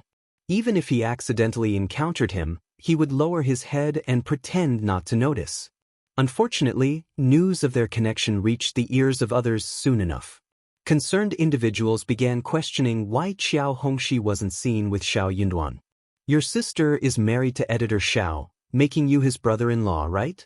Congratulations, Brother Qiao, you now have a prestigious son-in-law. Indeed, Brother Qiao, why don't you spend time with him? It's strange to see such distance between you two. Qiao Hongxi grew increasingly frustrated as he witnessed others either teasing him out of curiosity or plotting something malicious. Internally, he cursed at the absurdity of being judged for being a brother-in-law. After all, Qiao Xian was just the daughter of a concubine. Did anyone have close relationships with their concubine's siblings? However, he couldn't express these thoughts aloud. Qiao Hongxi had no choice but to avoid discussing the matter. When he couldn't bear it any longer, he resorted to making vague comments to discredit Xiao Yunduan and shift blame onto him. He insinuated that Xiao Yunduan looked down on the Qiao family because of his position as Primus and lacked respect for them. Upon hearing these rumors, Xiao Yunduan simply smiled and ignored them. If someone was curious enough to approach him, he could only sigh and claim his innocence. Regardless of the inquiries, he would shake his head and remain tight-lipped. He had the support of the senior members of the Qiao family, including Qiao Xian and Qiao Hongxi. What did he have to fear? No matter how hard Qiao Hongxi tried to discredit him, as long as he possessed that leverage, Qiao Hongxi would never dare to cause any trouble. Xiao Yunduan secretly wished that Qiao Hongxi would intensify his discrediting attempts, making the situation appear even worse. It would only amplify the humiliation. Clearly, Qiao Hongxi wasn't particularly clever. After all, he and the Qiao family were holding something over Xiao Yunduan, forcing him to remain subdued. Unfortunately, Xiao Yunduan's words proved ineffective, and the rumors spread even further. Furthermore, certain individuals sought to ingratiate themselves with the Tian family, fueling the situation. Surprisingly, the person who relentlessly attacked Xiao Yunduan was unexpectedly promoted to a vacancy at the Hanlin Academy. If you find any errors, ads pop up, ads redirect, broken links, non-standard content, etc., please let us know reports so we can fix it as soon as possible.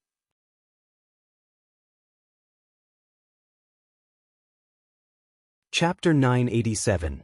Impeachment. To the man's astonishment, he was not only surprised but also delighted.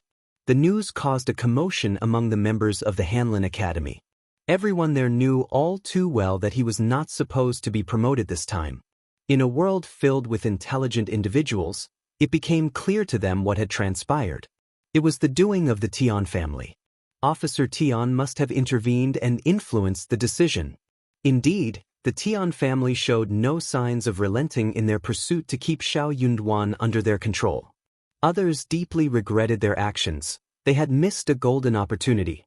They lacked the courage to take advantage of such a foolish situation. But now it was too late.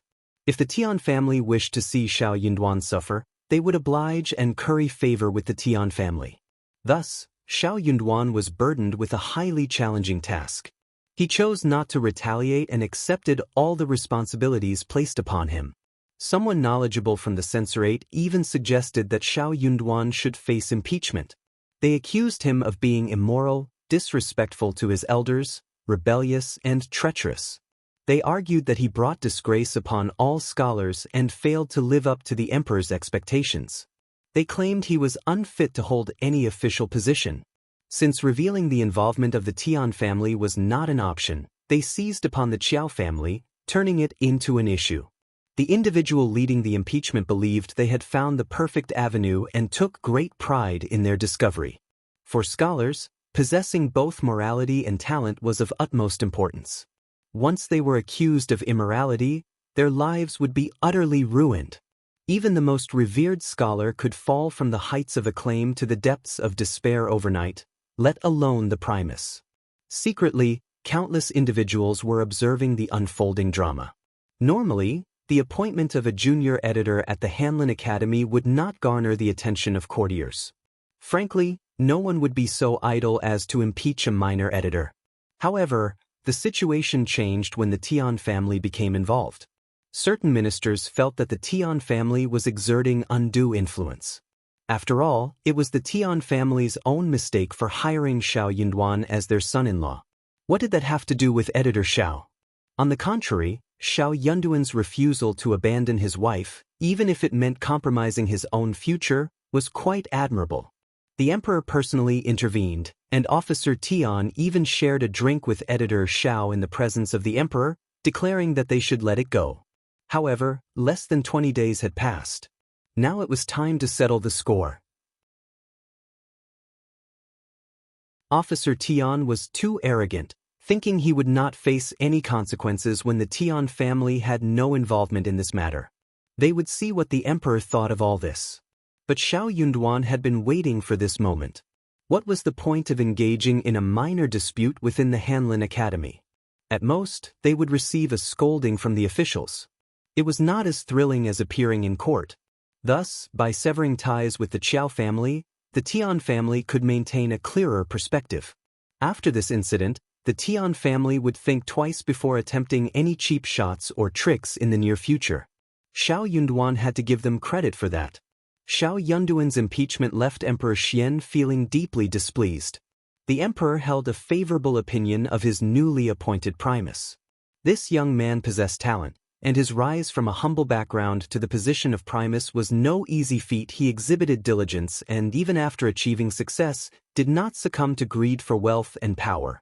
Furthermore, he remained steadfastly loyal to his wife. If you find any errors, ads pop up, ads redirect, broken links, non-standard content, etc., please let us know reports so we can fix it as soon as possible.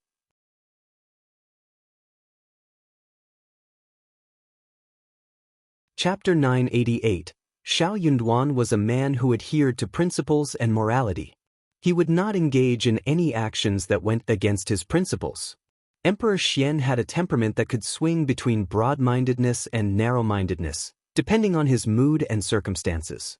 When in a good mood, he could easily dismiss offenses and let them slide. However, if he happened to be in an unfavorable state, he could unleash consequences that were detrimental to the offender. In essence, Emperor Xian possessed the power to act as he pleased, and his moodiness was well known. Nevertheless, he was also highly intelligent. One would be wise not to attempt any deceit or manipulation in his presence, as the repercussions would be unbearable for anyone involved. Emperor Xian held a favorable impression of Xiao Yunduan. In fact, he sent someone to gather information about the situation between Xiao Yunduan and the Tian family. As a result, he sympathized with Xiao Yunduan, considering him a pitiable man. However, the fact that Xiao Yunduan was impeached by the censor within less than 20 days of joining the Hanlin Academy led Emperor Xian to doubt that the Tian family had no involvement. What was the motive behind the Tian family's actions? What did old Tian mean? He had assured the emperor that the matter was resolved, even sharing a drink with editor Qiao in his presence as a means to reconcile and seek revenge with a smile? Emperor Xian did not appreciate being disregarded as the emperor. Furthermore, he was intensely curious about the conflict between Xiao Yunduan and the Tian family, prompting him to delve into the details of Xiao Yunduan's connection with the Qiao family. He even made a copy of the letter of severance. The contents of the memorial that Xiao Yunduan had been informed of were strikingly similar to what was written in the severance letter. However, Xiao Yunduan and Qiao Xian had been coerced into signing the contract, despite its unfavorable terms. No one would willingly accept something that was detrimental to their own interests. The Qiao family's behavior was utterly domineering. They were simply bullying Xiao Yunduan, a recommended individual with no notable prospects, and Qiao Xian, a daughter of a concubine, as if they believed the two were powerless. On the occasion of their only visit to the Qiao family, as Qiao Xian departed, she received a slap across the face. Many onlookers witnessed her tearfully seeking solace in Xiao Yunduan's arms at the entrance of the Qiao family. Yet, the Qiao family shamelessly claimed that it was the couple who had instigated the confrontation. Such an assertion was preposterous. That was the Qiao family's account. Surely, no one else would believe such a fabrication, right? Little did they anticipate that Xiao Yunduan would eventually become the Primus and join the prestigious Hanlin Academy. Qiao Hongxi proved to be the most vexatious of all. He was well aware of the truth, yet he persisted in discrediting Xiao Yunduan. Conversely, Xiao Yunduan remained an honest and well-mannered man. He could only defend himself with a bitter smile and a sigh, insisting on his innocence and refraining from speaking ill of the Qiao family. That was an act of great benevolence. If that gesture didn't suffice, what more could be expected of them? How dare they question Xiao Yunduan's morality? It was utterly absurd. Emperor Xian formulated some conjectures based on the information he had gathered. Xiao Yunduan didn't need to explain anything further. The emperor had already grasped the situation clearly. Feeling that he, as the Primus, had been unjustly treated, Emperor Xian resolved to defend him.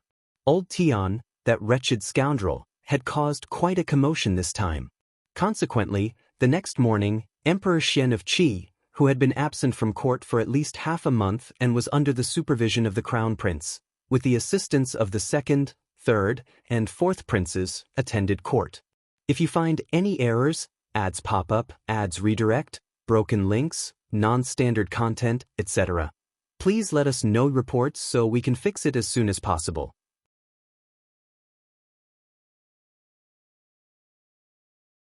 Chapter 989, Emperor Xian's Anger. Additionally, Emperor Xian pointed to the memorial and ordered someone to summon strategist Qiao from the Hanlin Academy. He intended to personally interrogate him. Officer Tian and his associates felt a pang of unease, their hearts skipping a beat. The fact that the emperor said, "Please," indicated that the Primus held significant importance to him. They were all perplexed. Emperor Xian had been in power for over 40 years, and a new Primus was appointed every 3 years. It was nothing out of the ordinary. True, this young man was handsome, and people naturally paid attention to him, but what was the purpose behind all of this? They had assumed that the emperor would harbor disdain for Xiao Yunduan and strip him of his position. However, now he was planning to personally interrogate him. Ministers who had a cordial relationship with Officer Tian couldn't help but reproach him for his pettiness. They had already let the matter go, so why did he continue to bear a grudge? As a first-class officer of the imperial court, he had made a mistake due to his family's actions. Yet, the emperor had attempted to reconcile the situation, but Officer Tian persisted, incessantly harassing Editor Xiao. How narrow-minded he was. Others became even more cautious. The Tian family's pettiness served as a warning to tread carefully when forming alliances with them in the future. Who knew when they might unintentionally offend them and incur their lasting enmity? Xiao Yunduan arrived at the court and gracefully performed a kowtow. Emperor Xian couldn't help but feel a sense of satisfaction upon witnessing this. Just as Xiao Yunduan stood up, Censor Lu glared at him and snapped, "Xiao Yunduan, your immorality, disrespect towards your elders, and lack of decorum are an affront to all scholars. Confess now and seek the emperor's forgiveness, or else you shall persist in your obstinacy." "How dare you!" Emperor Xian erupted in fury. He seized one of the memorials and hurled it towards Censor Liu's head, shouting, "I haven't uttered a word, yet you have the audacity to flaunt your authority. I specifically stated that I would personally conduct the interrogation, and now you seek to pronounce judgment. Who do you think you are? How dare you override me?" The courtiers were left in a state of shock, their heads bowed low and their breath held in anticipation. Censor Lu was taken aback, his mind reeling and his face drained of color. Cold sweat drenched his back. "Your Majesty!" Censor Lu collapsed to the ground, his voice trembling. "I don't dare. I am innocent. I simply couldn't bear what he and Editor Xiao were doing. I couldn't bear it any longer. That's why I spoke up, Your Majesty, please." "You're lying." Emperor Xian remained unmoved by his explanation. He delivered a fierce kick to Censor Lu and sneered. "You're merely bullying him because he is young and inexperienced. You're trying to intimidate him into admitting fault without offering a defense. Do you think him a fool? You must have a death wish to play such a petty trick in front of me." "Your Majesty, I beg you, I would never dare." Censor Lu nearly crumpled to the ground. Fear had rendered his voice hoarse and trembling.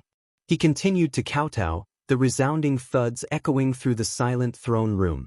The courtiers were seasoned political players, adept at reading between the lines. Censor Liu's intention had been to catch Xiao Yunduan off guard by attacking him before he could gather his bearings. However, the emperor saw through his scheme, laying it bare for all to witness. If you find any errors, ads pop up, ads redirect, broken links, non-standard content, etc., please let us know reports so we can fix it as soon as possible.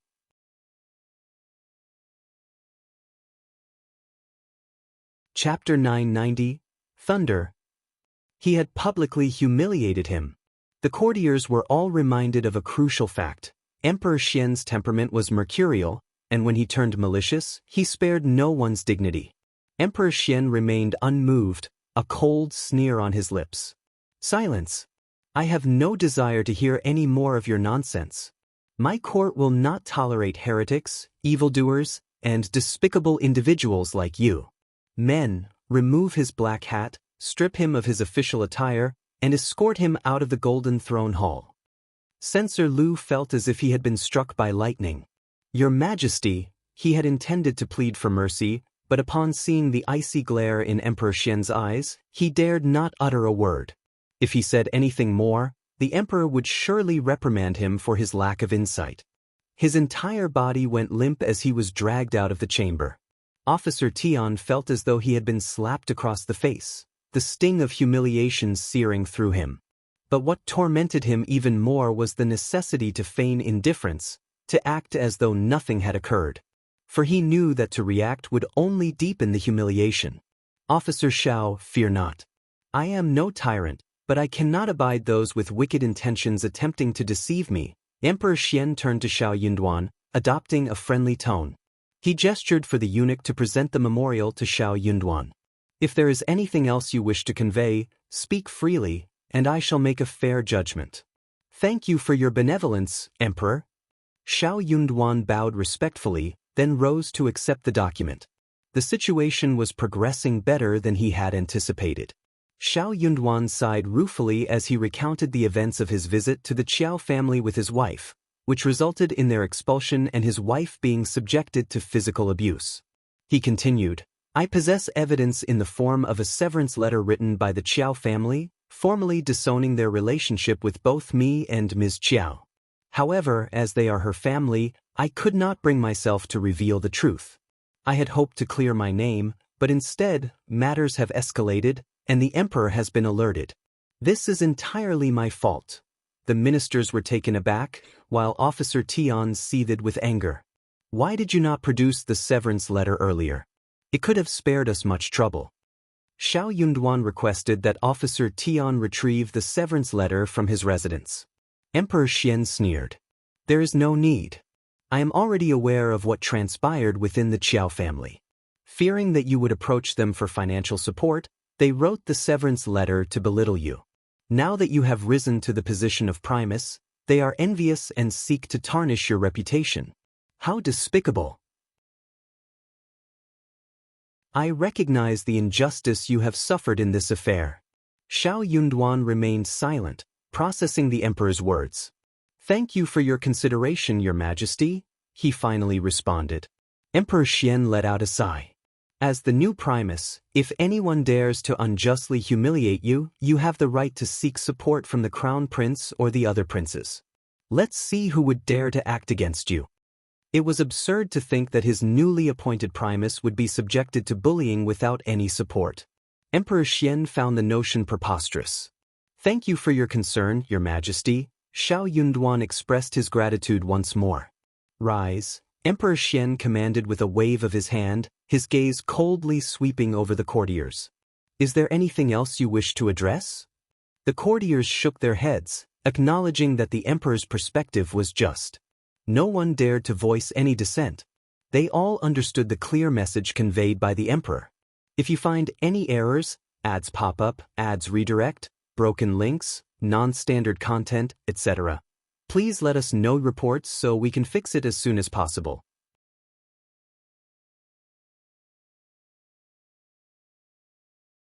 Chapter 991, Officer Tian. The courtiers watched as the emperor defended Editor Qiao, realizing that he had received a stroke of good fortune. With the emperor's support, Editor Qiao would have the freedom to act as he pleased at the Hanlin Academy and even have influence over the Crown Prince and other princes. Emperor Xian expressed his disgust and asked, What about Qiao? Qiao at Hanlin Academy? The left assistant minister of the Ministry of Personnel responded, It is Qiao Hongxi, Your Majesty. He is no good either. Emperor Xian exclaimed, knowing the internal affairs that outsiders were unaware of. He takes advantage of strategist Xiao's soft-heartedness and bullies him. He is unworthy of his position. Demote him to an ordinary civilian without any rank. If he fails to show improvement, I doubt he can remain at Hanlin Academy any longer. You lack morality. Do not tarnish the reputation of the Hanlin Academy.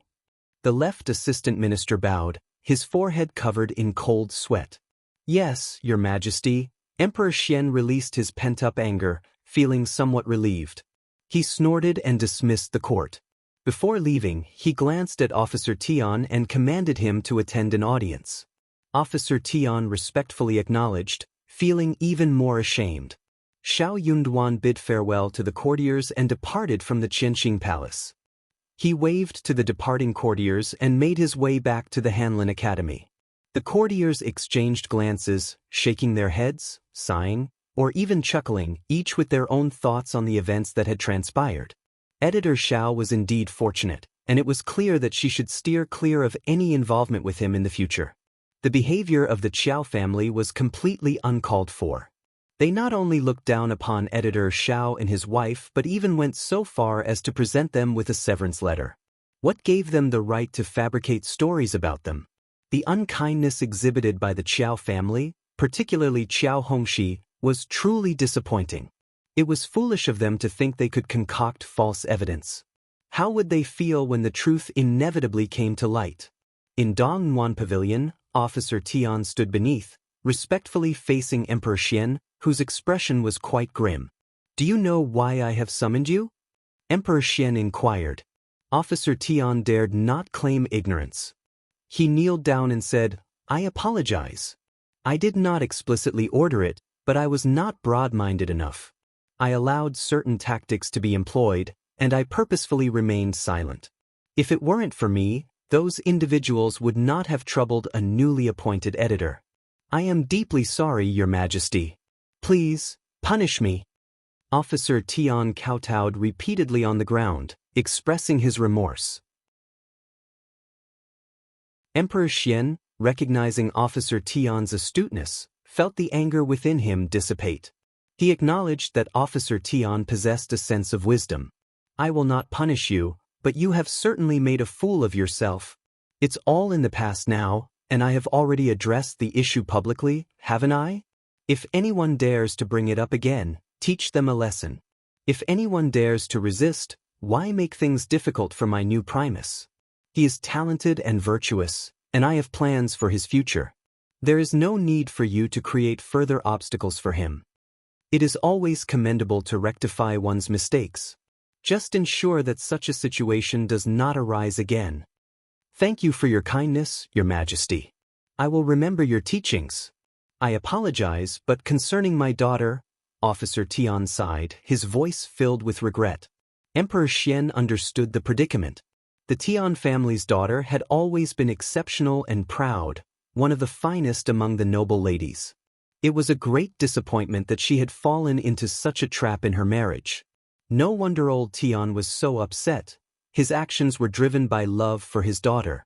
If you find any errors, ads pop up, ads redirect, broken links, non-standard content, etc., please let us know reports so we can fix it as soon as possible.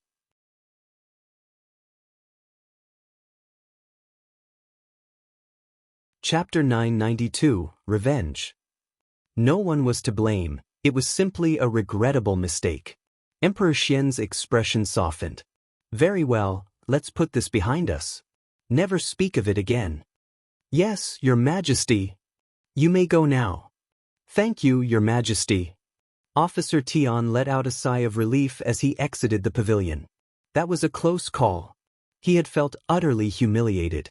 For the time being, he would refrain from taking any actions against Xiao Yunduan. He would ensure that nothing would happen to him and that everything would go smoothly within a year. Otherwise, the blame would fall on his daughter, and that was simply exasperating. Officer Tian's annoyance grew, prompting him to change his plans. Instead of heading to the governmental office, he decided to go straight home to Madame Qiao. Inside the residence, Tian Shanshan was engaged in conversation with her mother. Observing Officer Tian's troubled expression, she offered a comforting smile. Who upset you? You must also take care of yourself. Don't let these matters get to you. If you show your anger, it will only invite sympathy from others and make us feel sorry for you. Madame Tian joined in, her smile gentle. Shanshan is right, my dear husband. Look at how filial our daughter is. Shanshan has always been a paragon of filial piety, and I am well aware of that. I am blessed to have such a wonderful daughter. Officer Tian chuckled, finding solace in Tian Shanshan's words. He felt a sense of relief wash over him. However, the weight of his daughter's recent misstep lingered in his mind, causing him further distress. She was such a kind-hearted girl, so why did she have to encounter such unfairness? He could no longer tolerate it. There was no time like the present to seek vengeance. After a brief exchange, Officer Tian escorted Tian Shanshan away and recounted the morning court incident to Madame Tian. Madame Tian felt a sense of suffocation.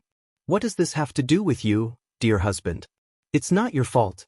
If that Qiao person has offended someone, it's only natural for others to seek revenge. If he lacks the ability to handle it, he'll have to face the consequences. Why should you bear the blame? The emperor's actions are completely unfair this time. Are we expected to shoulder the responsibility for anything that befalls the Qiao family? Madame Tian's words were fueled by her frustration, but Officer Tian could only offer a bitter smile and sigh. You're right. What do you mean? From this point forward, I will make it known that no one should cause any trouble for Qiao. I'll ensure that people pay attention to him and offer assistance if anything happens. Dear husband, you're being unreasonable. Madame Tian's annoyance grew. Don't worry, it's never too late for revenge. We can discuss this after a year and a half. Once this matter subsides, we won't be held accountable for any misfortunes that befall him. The emperor believes that someone is trying to gain favor with me. If I don't take action, the blame will fall on me. Madame Tian's frustration grew. It's just too much. But that's what the emperor has decided. What can we do? Madame Tian's eyes welled up with tears. She used a handkerchief to wipe them away. Poor Shanshan, she doesn't deserve this. Officer Tian's heart ached. It wasn't just his daughter who had been wronged. He felt deeply humiliated as well. The emperor's scolding of Censor Lu in front of everyone had been unbearable. He had never felt such shame in the court before. Things will get better in the future. Our Shanshan is wonderful, and she will surely find a great partner. If you find any errors, ads pop up, ads redirect, broken links, non-standard content, etc., please let us know reports so we can fix it as soon as possible.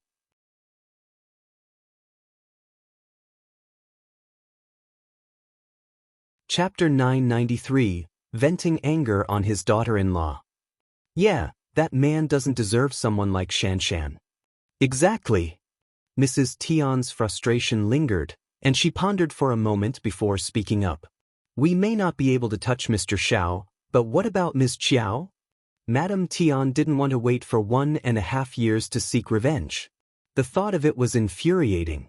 Officer Tian considered the suggestion and replied, The emperor won't interfere in matters concerning women. But be cautious and don't let things escalate. You can trust me, old master. Mrs. Tian grinned. Rest assured I know what needs to be done. Madame Tian sneered inwardly. If the emperor still remembered the man named Qiao, she could temporarily spare him. After all, the emperor wouldn't always remember him. She would let him live in misery for a while. Her daughter-in-law was merely a concubine's daughter, cut off from her own family. She must have been spoiled by her maternal relatives, which explained her cowardice and lack of intelligence. Humiliating such a woman would be a piece of cake. There were plenty of people willing to do the dirty work for the Tian family. She didn't need to personally intervene. It was for Ms. Qiao's own good, of course. Ms. Qiao had been publicly humiliated by the government officials, and everyone was laughing at her. They were about to witness whether Ms. Qiao could salvage her pride. Then he would realize how mistaken he was. He would learn the weight of his loss if he didn't marry Shanshan. Ms. Qiao's humiliation was imminent, and she would no longer find a place for herself in the capital. The more Madame Tian dwelled on this thought, the more content she became. Xiao Yunduan and Qiao Xian held a small celebration in the courtyard of the Qiao family. Both of them felt a sense of relief. With this knowledge, the Tian family wouldn't dare to make a move for at least 1.5 years. And 1.5 years provided ample time to bring about significant changes and accomplishments. In a few days, you'll find an opportunity to inform the secretary of Hanlin College that we'll be returning to our hometown to pay respects to our ancestors. We'll take care of everything back home. Qiao nodded in agreement. Yes, we should handle our family affairs diligently. Qiao couldn't simply disregard the fields and other properties they owned. Although Ms. Fang and her family would assist in looking after them, the Yuezheng family in the province would also lend a helping hand. However, Qiao unique abilities were required to tend to the fruit trees and crops. They decided to explore the capital and purchase gifts to bring back home, allowing everyone in the family to experience a taste of the city. Xiao Yunduan had no objections to the plan.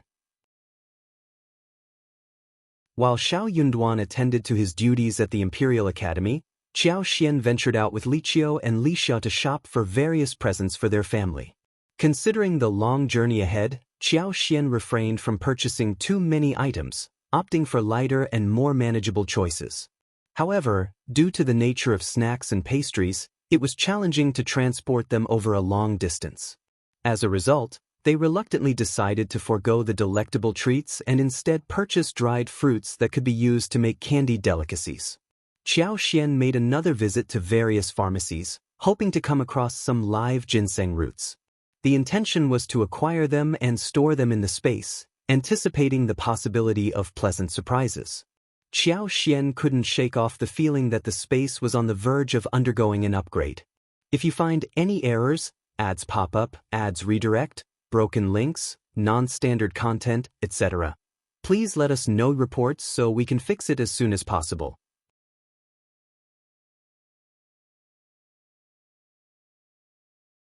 Chapter 994, Buying Living Ginseng.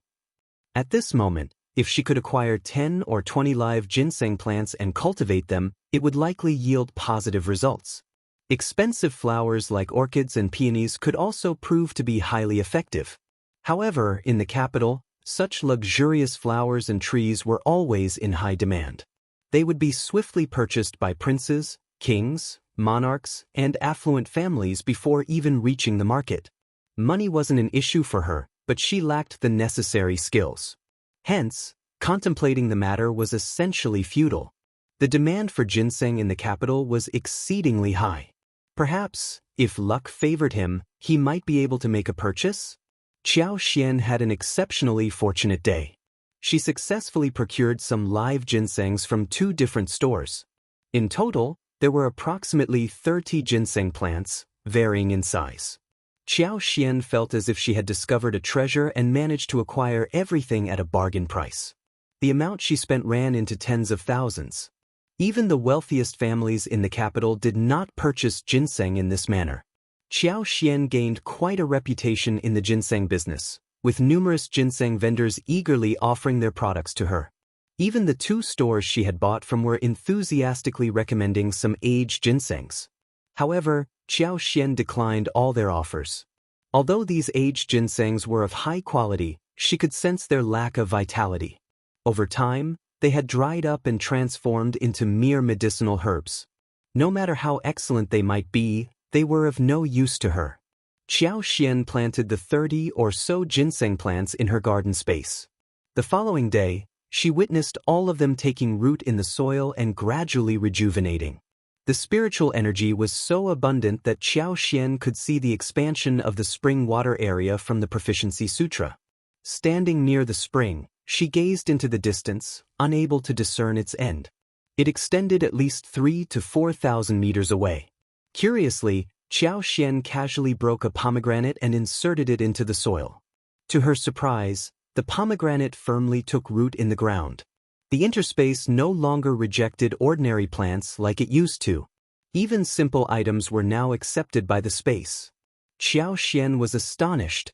She had no idea how many things she could cultivate in this vast and fertile land. Regardless of the crop, it was evident that it would thrive and grow faster within this space. Moreover, the hut provided a storage space where items would never spoil. In the future, Even during times of hardship like the Great Desolate Year, there would be no need to worry. Qiao Xian pondered over how to maximize the utilization of this land. Qiao Xian's first step was to divide the remaining 6 potatoes and plant 4.5 of them. She allocated 1.5 potatoes to the backyard of her small house in the capital. When the time for harvest arrived, it would be difficult for anyone to distinguish them if they were mixed together. The yield in the interspace was even more impressive. In less than 2 years, she would accumulate countless potatoes as seeds. Initially, she had some concerns. The potatoes needed to be planted within the current year, as planting them too late would be past the suitable season. Even though she had the assistance of the interspace, it wasn't ideal to delay the planting for too long. Since Qiao Xian was returning to her hometown with Xiao Yunduan, she couldn't plant the potatoes there. They had to be planted in the capital. However, the journey was long and time-consuming. It would take more than 3 months to reach their destination. Who knew what would become of the potatoes by the time they returned to the capital? Nevertheless, she had no other option. She was still in a dilemma, but unexpectedly, the interspace upgraded and became more accommodating. Now, she no longer had to worry. If you find any errors, ads pop up, ads redirect, broken links, non-standard content, etc., please let us know reports so we can fix it as soon as possible.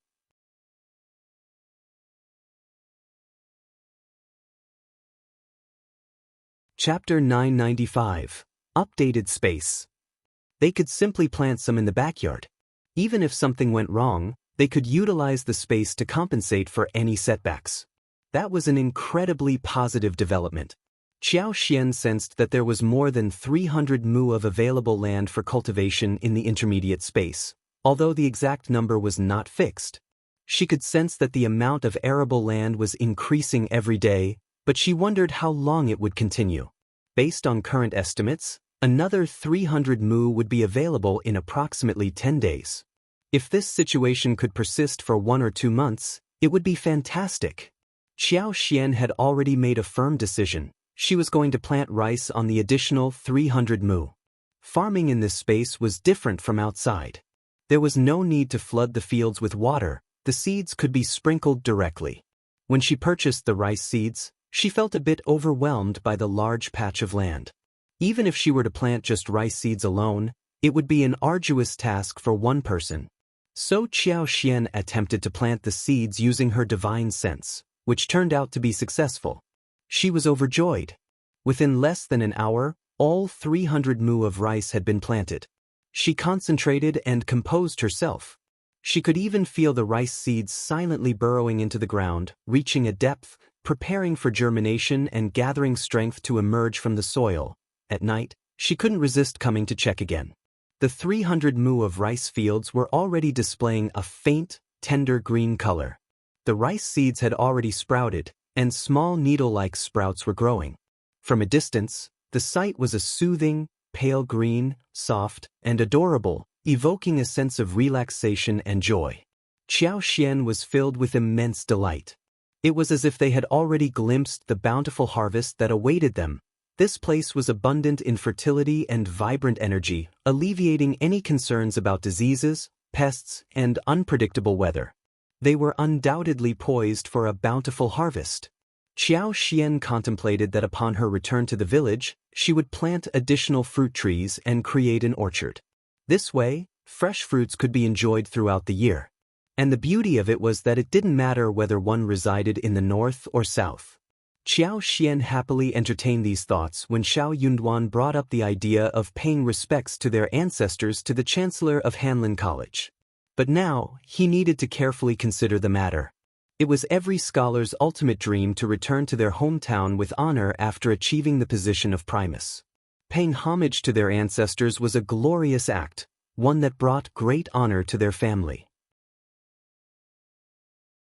The Chancellor dared not refuse them outright, yet he also hesitated to agree too hastily, fearing the wrath of the Tian family.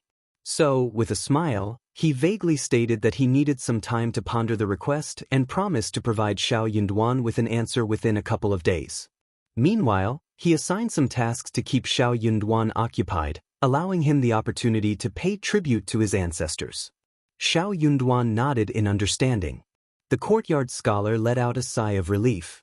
He couldn't reject Primus Xiao's request, yet he had intentionally made things challenging, making it difficult for the Tian family to find fault with him any longer. Xiao Yunduan and Qiao Xian paid little heed to these circumstances. On that day, Qiao Xian received an invitation from Madame Lin of Hanlin Academy, inviting her to a gathering the next day. Qiao Xian promptly replied, assuring her attendance. Of course, she would attend. Xiao Yunduan worked at Hanlin Academy and had numerous colleagues there. If she were to skip the gathering, it would seem rather unsociable. If you find any errors, ads pop up, ads redirect, broken links, non-standard content, etc., please let us know reports so we can fix it as soon as possible.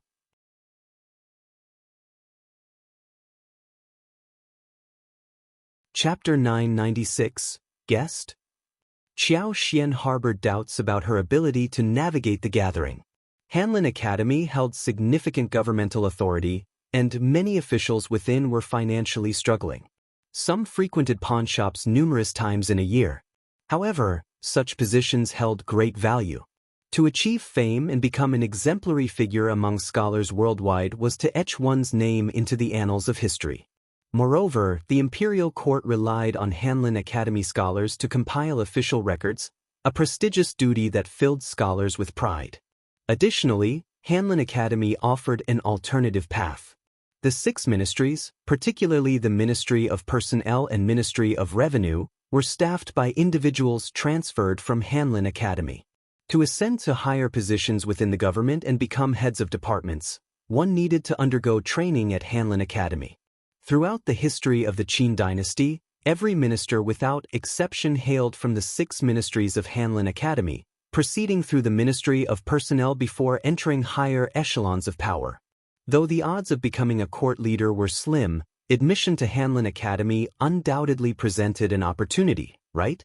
And due to this slim chance, officials within the 6 ministries were cautious about offending those from Hanlin Academy. After all, one could never predict the future. What if the person they offended today became the prime minister tomorrow? Or what if someone with whom they maintained good relations rose to the position of first secretary? Unless it was a matter of life and death, there was no need to stir up trouble unnecessarily. Hence, Hanlin Academy held a unique and significant position within the entire bureaucratic structure of the capital. Lin Hanlin, currently a 6th-ranked servant, held a rank higher than Xiao Yunduan and exhibited commendable performance. He had promising prospects, potentially advancing to become a 5th-ranked servant or even joining the esteemed 6 tribes for further training. Madame Lin took great pride in her husband's accomplishments and held a prominent position among the wives of the officials at Hanlin Academy. Officer Lin, originally not from the capital, had dedicated 10 years of service at Hanlin Academy. Due to limited income, he had been unable to afford a house for a long time. In the earlier years, he faced significant hardships. However, 2 years ago, he received a substantial reward, allowing him to rent a decent living space. The banquet was hosted in this modest courtyard. Qiao Xian arrived at an opportune moment. As the wife of the Primus, she no longer carried the same audacity she had possessed when she assumed the role of Primus. She now identified herself simply as Mrs. Editor. Qiao Xian understood her place very well. Upon her arrival at the Lin household, she presented the gifts and greeted everyone with politeness. By this point, Qiao Xian had already discerned that the banquet might not unfold favorably. The gifts she brought included 2 pieces of fine Hangzhou silk, 2 pieces of inkstone of equal quality, and 2 boxes of renowned Yangxiang's pastries from the capital. The pastries encompassed a total of 8 varieties, accompanied by 2 boxes of high-quality preserves, each consisting of 8 different kinds. This present was very generous among the women from the Hanlin Academy. The silk alone cost 5 liang. The Lin family was not a rich family, and Qiao Xian should have been very happy to receive such a generous gift from them, as if she were visiting a senior. Madame Lin should have treated her well too. But Qiao Xian observed carefully, Madame Lin was very happy, and she smiled brightly when she saw the presents. If you find any errors, ads pop up, ads redirect, broken links, non-standard content, etc. Please let us know reports so we can fix it as soon as possible.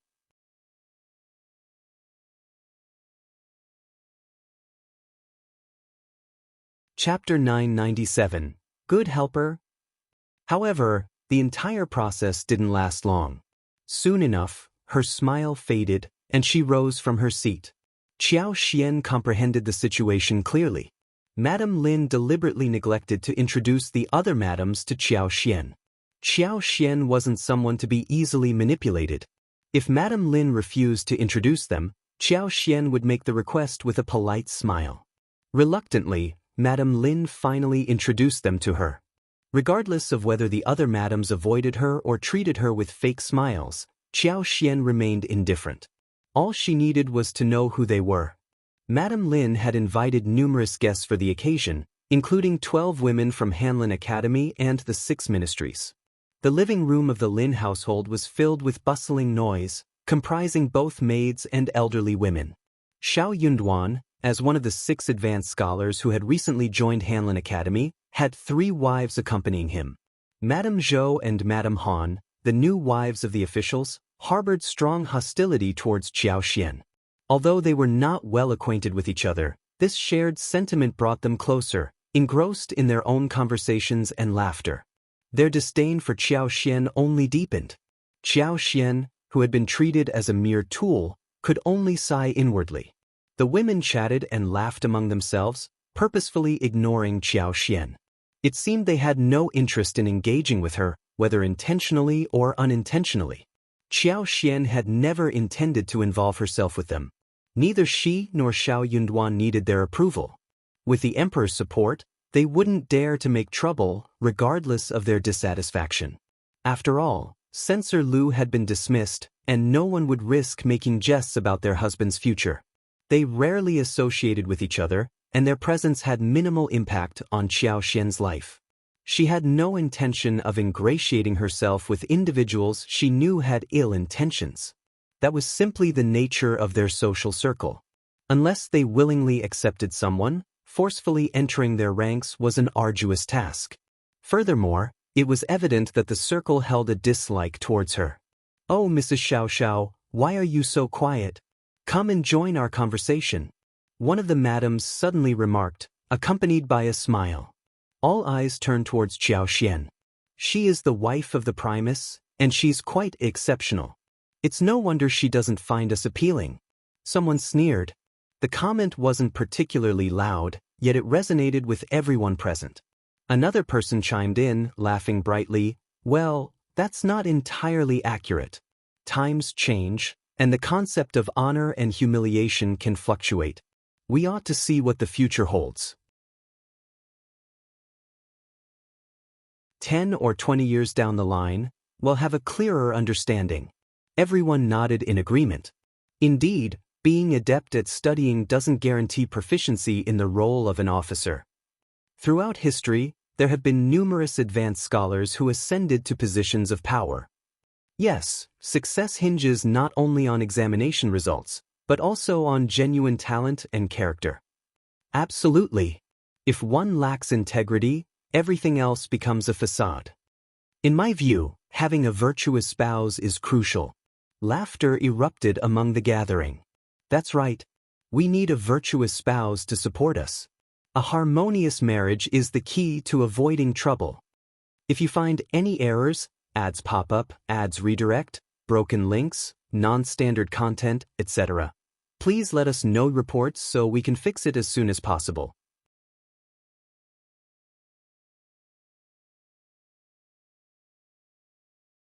Chapter 998. Pretending. Qiao Xian smiled in response. Indeed, a good wife should refrain from speaking nonsensically and avoid causing unnecessary trouble. It is often the tongue that creates problems. Engaging in idle chatter is not worth the trouble. That's the wisdom I've acquired, isn't it? Her words caught everyone off guard, and the expressions on 3 or 4 individuals' faces changed abruptly. They exchanged bewildered glances. They had marginalized Qiao Xian and spoken ill of her, believing she was meek and foolish. In their eyes, she had merely put on a facade of composure. Little did they know that within her, she was already crumbling. As they looked down upon her, their envy grew. How could Primus Qiao, who had spurned the prestigious Tian family and rejected elder Miss, choose such a timid and foolish concubine's daughter? Unexpectedly, she had been pretending to be weak all along. Each word she uttered cut like a sharp blade. Madame Qin, known for her temper and seniority, seemed to assert her dominance. She sneered and aggressively addressed Qiao Xian. "That's not a trivial matter, Mrs. Xiao. Your modesty has surprised us all. But couldn't you speak with a bit more decorum? You should show respect to the host, shouldn't you? Madame Lin has been so gracious to us, and you wouldn't want to spoil the atmosphere and dampen everyone's spirits. What could be the reason behind your behavior? I know your husband is highly capable, and the emperor supports him. However, that doesn't give you the audacity to disregard others' feelings, does it? I speak my mind freely, and am not even afraid if you get angry and report me." They exchanged glances, surprised by Madame Qin's obstinacy. Most of the other madams were aware of Madame Qin's hot temper and her penchant for putting on airs. She always sought praise wherever she went and enjoyed lecturing others with a sense of righteousness. Due to her husband's position as a fifth-ranked scholar, the second in command at the Hanlin Academy, everyone accorded her respect. Over time, her arrogance only grew. Unexpectedly, Madame Qin was causing a scene once again. The other madams felt a mix of nervousness and excitement. How would Mrs. Xiao respond? Qiao Xian was taken aback. Yes, she had been mocking Madame Qin. What was wrong with that? After all, they had all been mocking her. She could sense that Madame Lin must have been influenced by the Tian family. Some of the attendees had ties to the Tian family or harbored jealousy towards her. Qiao Xian smiled calmly. "I thought Madame Qin was praising me, but apparently that's not the case. However, I am uncertain as to what I have done wrong. Please enlighten me, Madame Qin." Madame Qin's face contorted in anger. It had been years since anyone had contradicted her so boldly in public. She cast a disdainful look at Qiao Xian and sneered, "You don't even understand your own actions. It's because you're slow-witted, despite having read so many books. I am not obligated to teach you anything. You don't need to teach me anything either. Xiang, if you find any errors, ads pop up, ads redirect, broken links, non-standard content, etc., please let us know reports so we can fix it as soon as possible."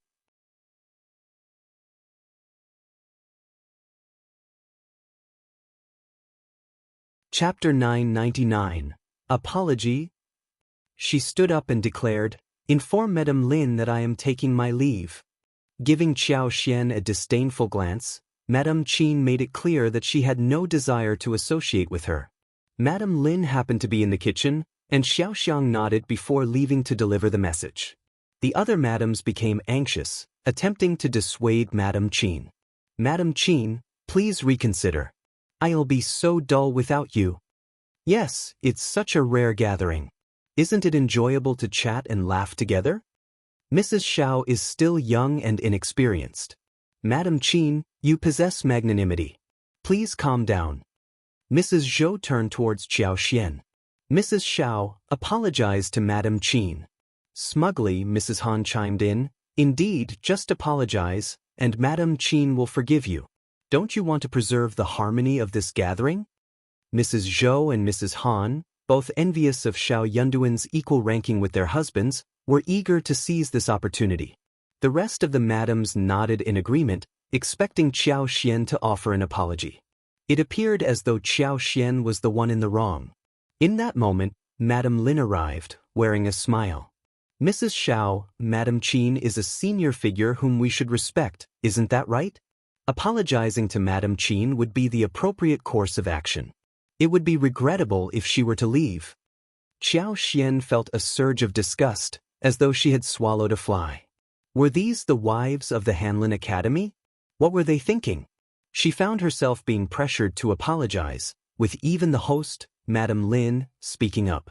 Respecting the host was necessary, wasn't it? Qiao Xian began to make an assumption. If she were to apologize, it would imply that she was immature, unruly, and lacked understanding of what was appropriate. It would be seen as her first guest appearance resulting in offense, raising concerns about her morality.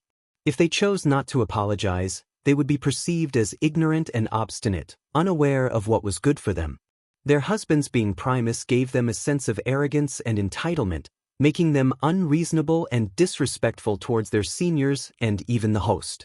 In essence, whether she apologized or not, she would be labeled as a person of questionable character. Even Xiao Yunduan wouldn't be spared from that judgment. Qiao Xian struggled to contemplate her next move, but tears wouldn't come. She covered her face and sobbed. What have I done wrong? I simply expressed that as wives, we shouldn't engage in idle gossip like market women. What harm would it cause our husbands? What's so wrong about that? Madame Zhou and Madame Han keep insisting I'm in the wrong, but I fail to understand why. She turned to Madame Lin, grasping her sleeves, and lamented, Madame Lin, you are the judge. Tell me, am I wrong? If you dare to say I'm wrong and consult my husband about this, let it be known that I will come to your doorstep and beg for forgiveness. Everyone present. Some astute individuals began to feel a sense of caution. Mrs. Xiao was not someone to be taken lightly. It was no wonder even the Tian family had faced her wrath. They concluded that it would be best to steer clear of her in the future. Madame Qin pursed her lips, growing even more infuriated. If you find any errors, ads pop up, ads redirect, broken links, non-standard content, etc., please let us know reports so we can fix it as soon as possible.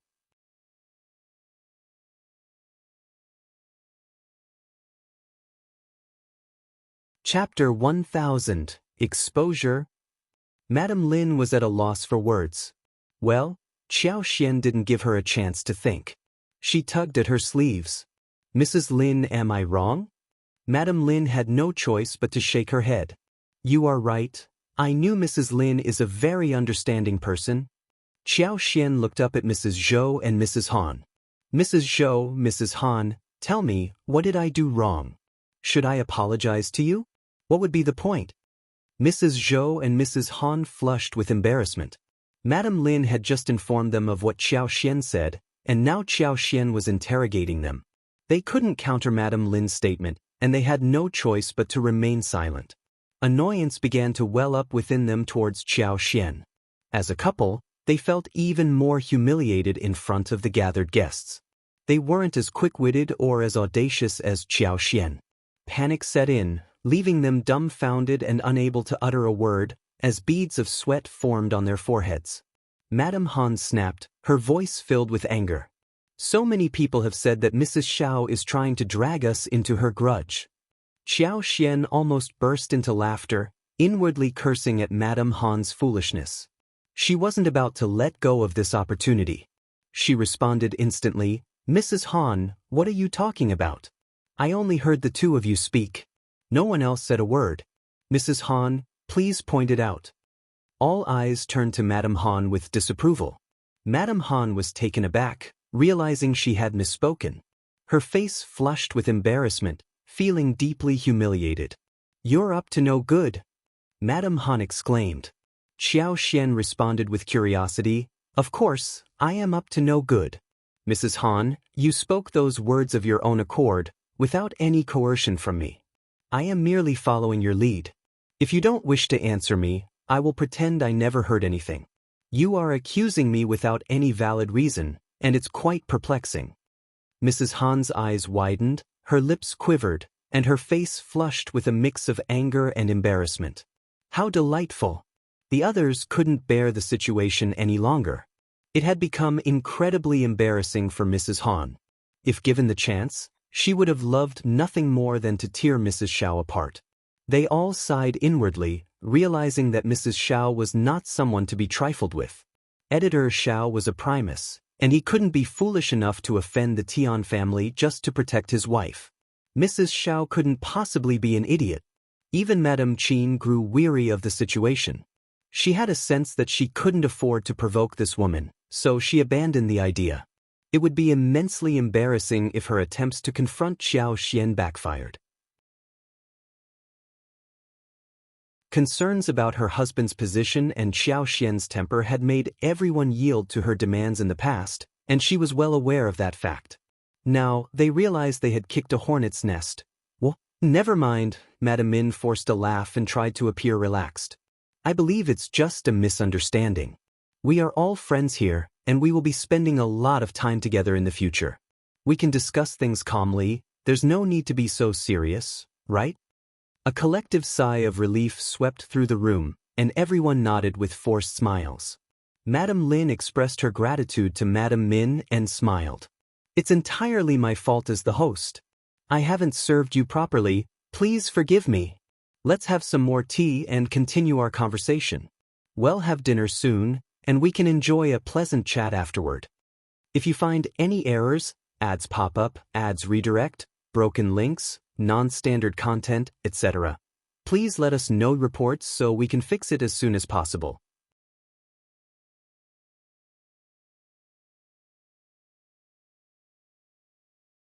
Chapter 1001, Famous? Everyone smiled and shifted the conversation to a different topic. Madame Lin instructed the maids to bring more tea and snacks, greeted everyone, and headed to the kitchen to check on the progress of the dishes. Madame Qin, who had intended to leave, was convinced to stay and returned to her seat. Madame Han's face was still flushed with embarrassment, but she didn't want to leave on a sour note. It was her first invitation from her husband's wife, after all. Casting a sharp glance at Xiao Xian, she reluctantly sat back down. Even Mrs. Zhou felt a sense of unease. She made a silent promise to herself to never interfere in others' affairs again. Xiao Xian had gained a newfound reputation after this confrontation, and even Madame Qin couldn't help but view her in a different light. Xiao Xian carried herself with even more confidence than before. Eventually, a couple of madams exchanged pleasantries with her. Xiao Xian reciprocated the greetings. Many of those who had initially planned to ridicule Xiao Xian decided to drop the idea after witnessing her resilience. No one wanted to be embarrassed in return. 3 women bargaining in a market turned into a gathering of over 10 women engaged in lively conversation.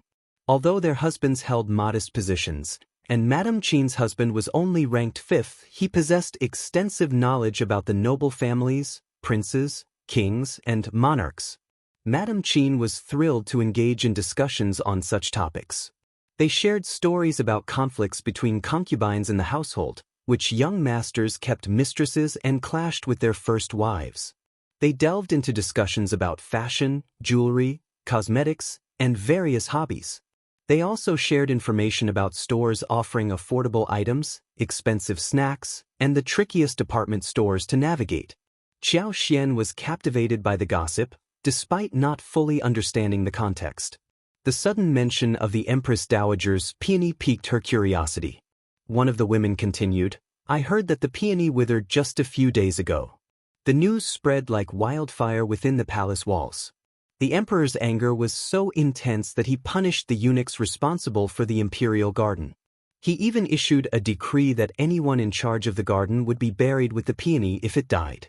The tension in the palace is palpable, and everyone is walking on eggshells, afraid of incurring the emperor's wrath. Gossip related to the royal family always held a special allure, and Madame Qin, too, was captivated by the story. Is this really true? Are you certain? It must be true. My cousin has close ties with the 7th young mistress of Lord Jian's 3rd household, and she's the one who shared this information with me. She wouldn't spread false rumors. It does sound plausible. During the Empress Dowager's lifetime, she had a deep affection for peonies. The emperor himself personally planted a peony for her, symbolizing their mother-son relationship. The Empress Dowager personally cared for it while she was alive. Even after her passing, the emperor would visit the peony and reminisce about her. If the peony were to wither, the emperor would undoubtedly be infuriated. The women exchanged intrigued glances, engrossed in the tale of palace intrigue. They all sighed. Those gardeners in the imperial garden are so useless. They can't even take care of one flower. True. If they can't be saved, then the palace, just drop it. Right. So the gossips soon turned to the topic on which princess in the palace was favored and whether she would be selected next year. If you find any errors, ads pop up, ads redirect, broken links, non-standard content, etc., please let us know reports so we can fix it as soon as possible.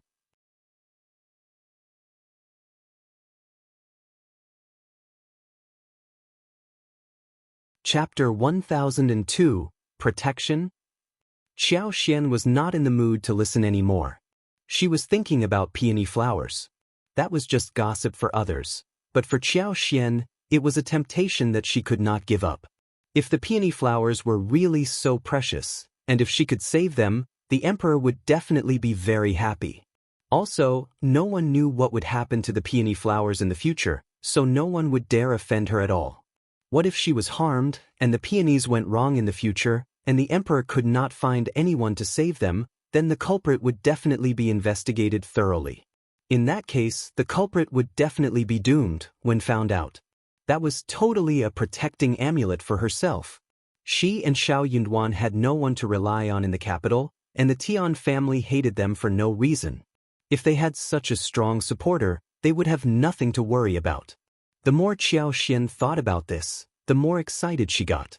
Of course, it was not easy to make a big deal out of this. If the treatment failed, it would be a disaster. But Qiao Xian still wanted to have a try. They had to take a huge risk to get the benefits. Qiao Xian did not care about the banquet anymore. Qiao Xian's relentless pursuit of information about the peony flowers paid off as the madam willingly shared more details.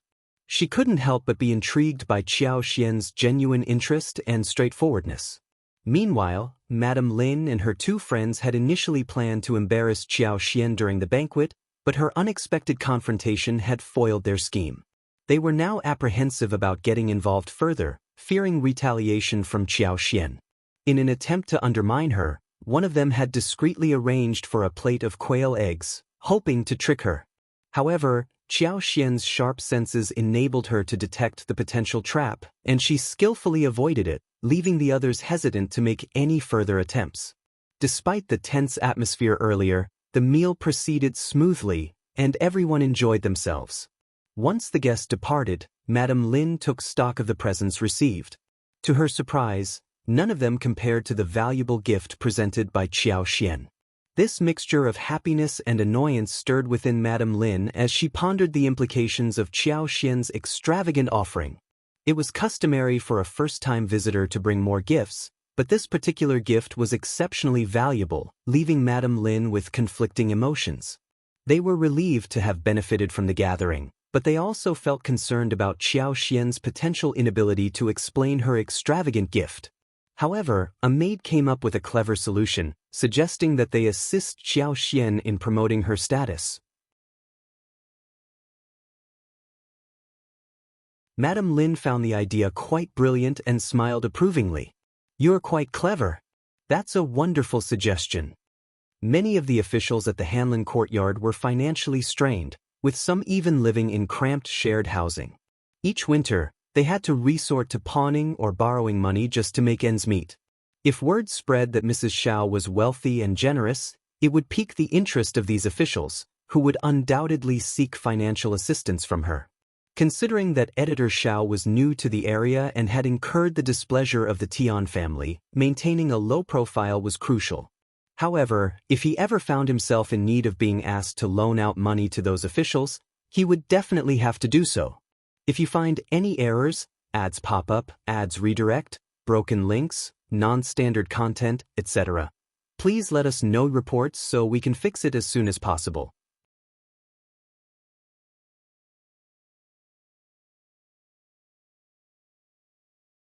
Chapter 1003, Offence.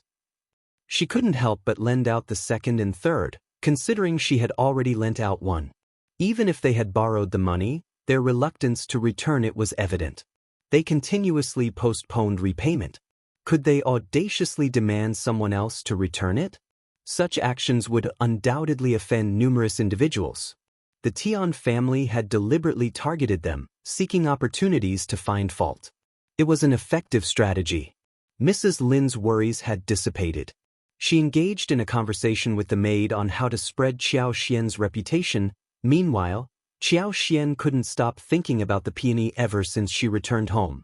After dinner, she inquired with Xiao Yunduan if he had any information about it. After pondering for a moment, Xiao Yunduan nodded with a smile. A few days ago, I heard some news about it. Qiao Xian's face lit up and she asked eagerly, "What is happening? Please enlighten me, husband." Xiao Yunduan felt somewhat helpless. He attempted to recall the details and conveyed them in simple terms. Just as Qiao Xian had mentioned, the peony held great spiritual significance for the late Empress Dowager, which made it incredibly valuable to the emperor.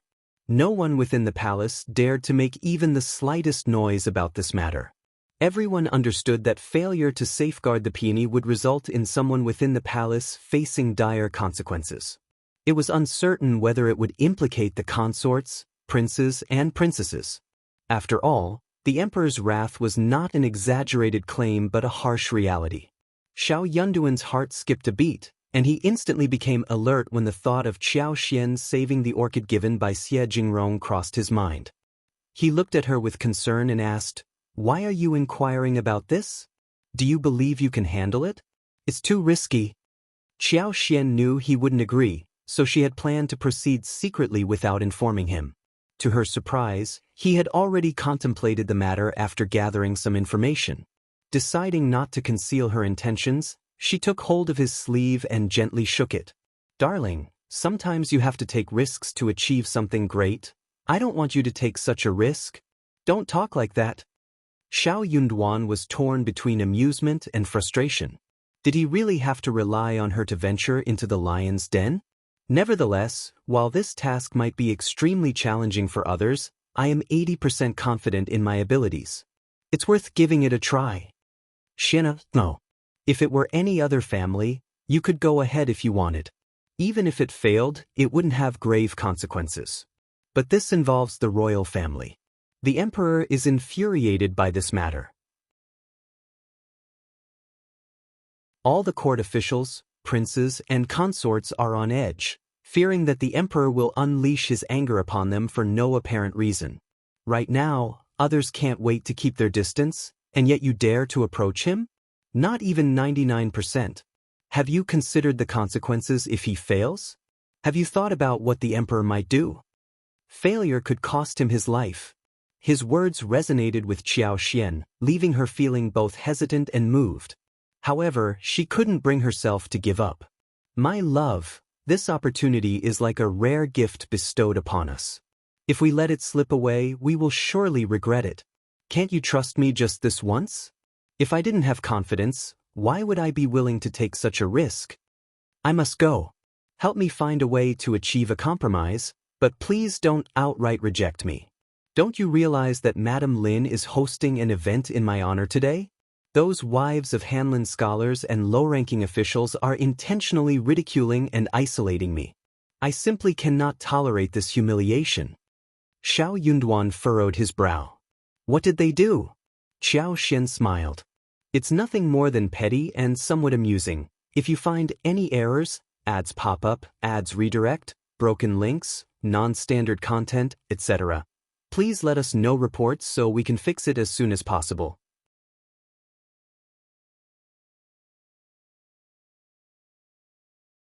Chapter 1004 A Way.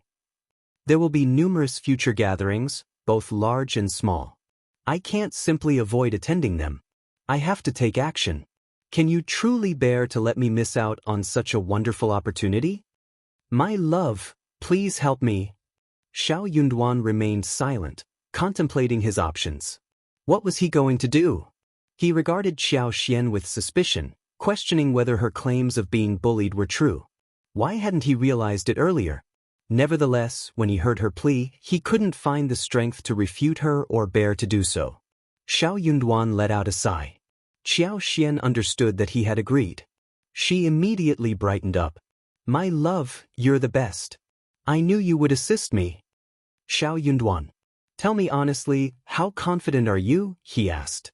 Qiao Xian's smile faded, and she responded earnestly, I can't say for certain, but am at least 80% confident.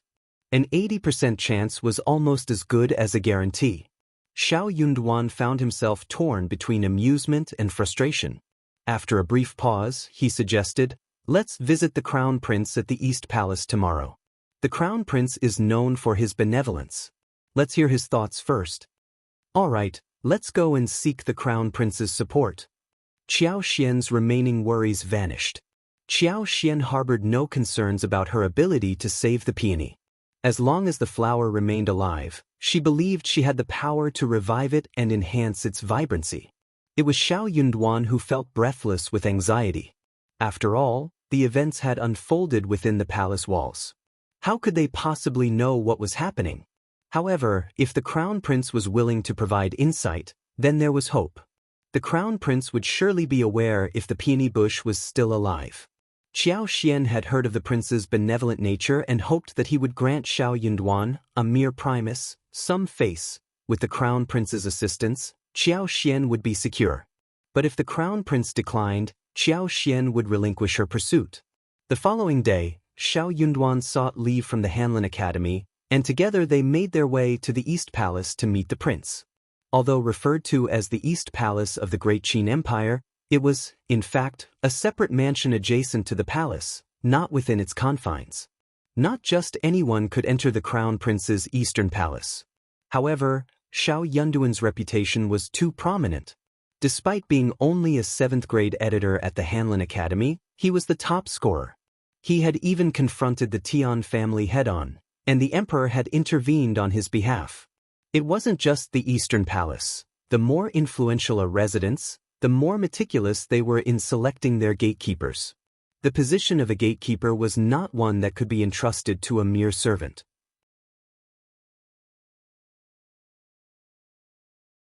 A single offense, mistake, or unauthorized entry could potentially lead to a disastrous outcome. Upon Xiao Yunduan's introduction, a polite greeting came from the gatehouse. Coincidentally, the Crown Prince happened to be present within the mansion, and someone hurriedly went to inform him. The current Crown Prince was not the offspring of the current Empress Qi. The biological son of Empress Qi was the third prince, who had recently turned 30. The Crown Prince's biological mother was the late Emperor Xian of Qi's Empress Li. Having held power for a considerable duration, Emperor Xian of Qi's reign saw the Crown Prince reach the age of 43 this year. He was known for his integrity, refinement, and gentleness, earning him a reputation as a virtuous individual among the people. The court officials were indeed respectful and deferential toward him. If you find any errors, ads pop up, ads redirect, broken links, non-standard content, etc., please let us know reports so we can fix it as soon as possible.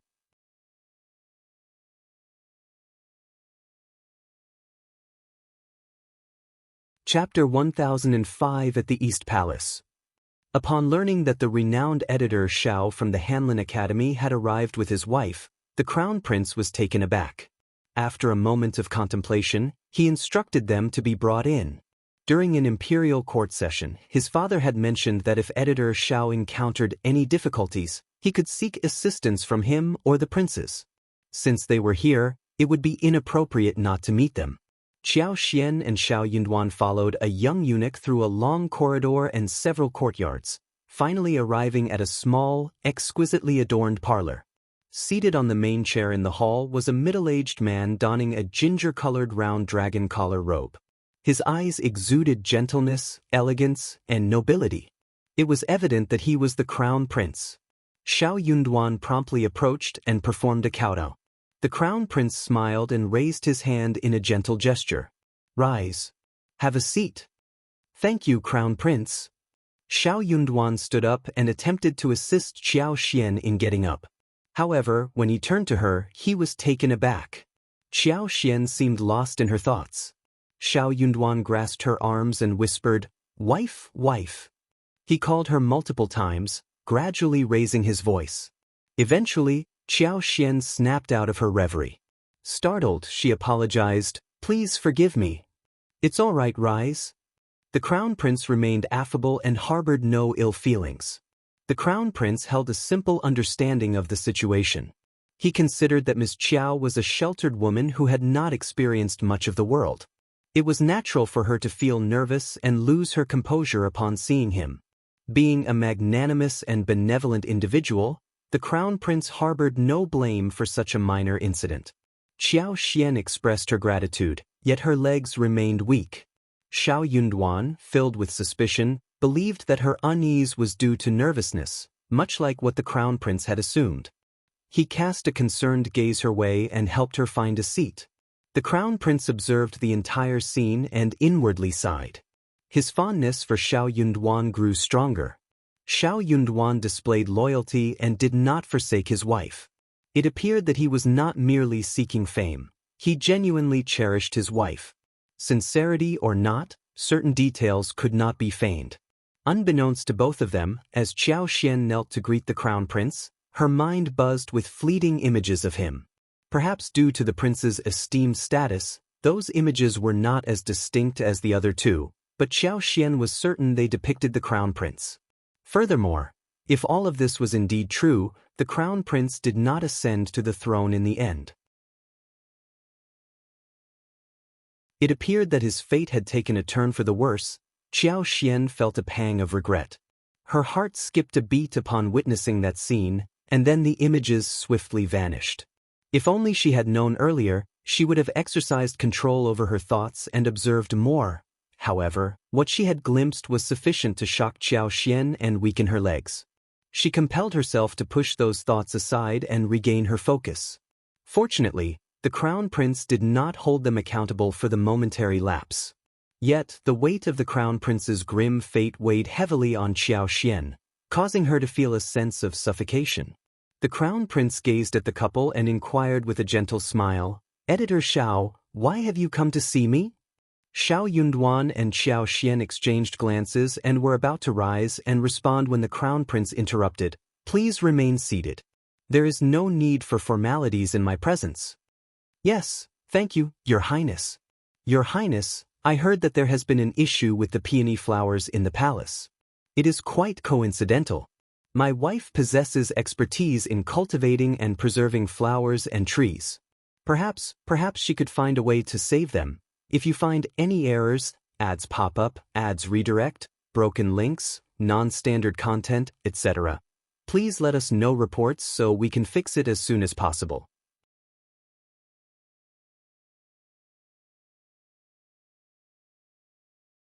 Chapter 1006, I'm Willing to Try.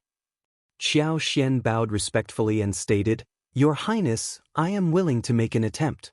Upon hearing Xiao Yunduan mention the peony flowers in the palace, a shadow crossed the Crown Prince's eyes.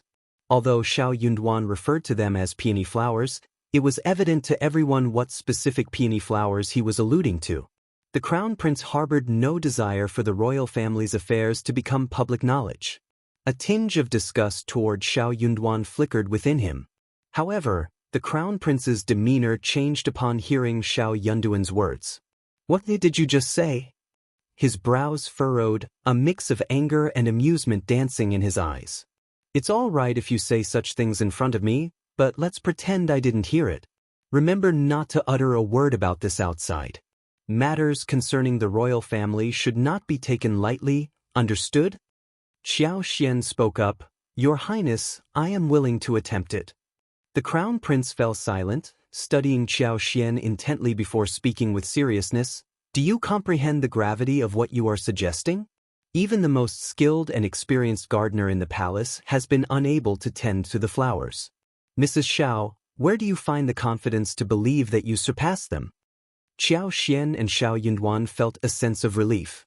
The Crown Prince possessed a benevolent heart, as evidenced by his persuasive words. "If I may be so bold, may I inquire, Your Highness, whether the peony flower is completely lifeless?"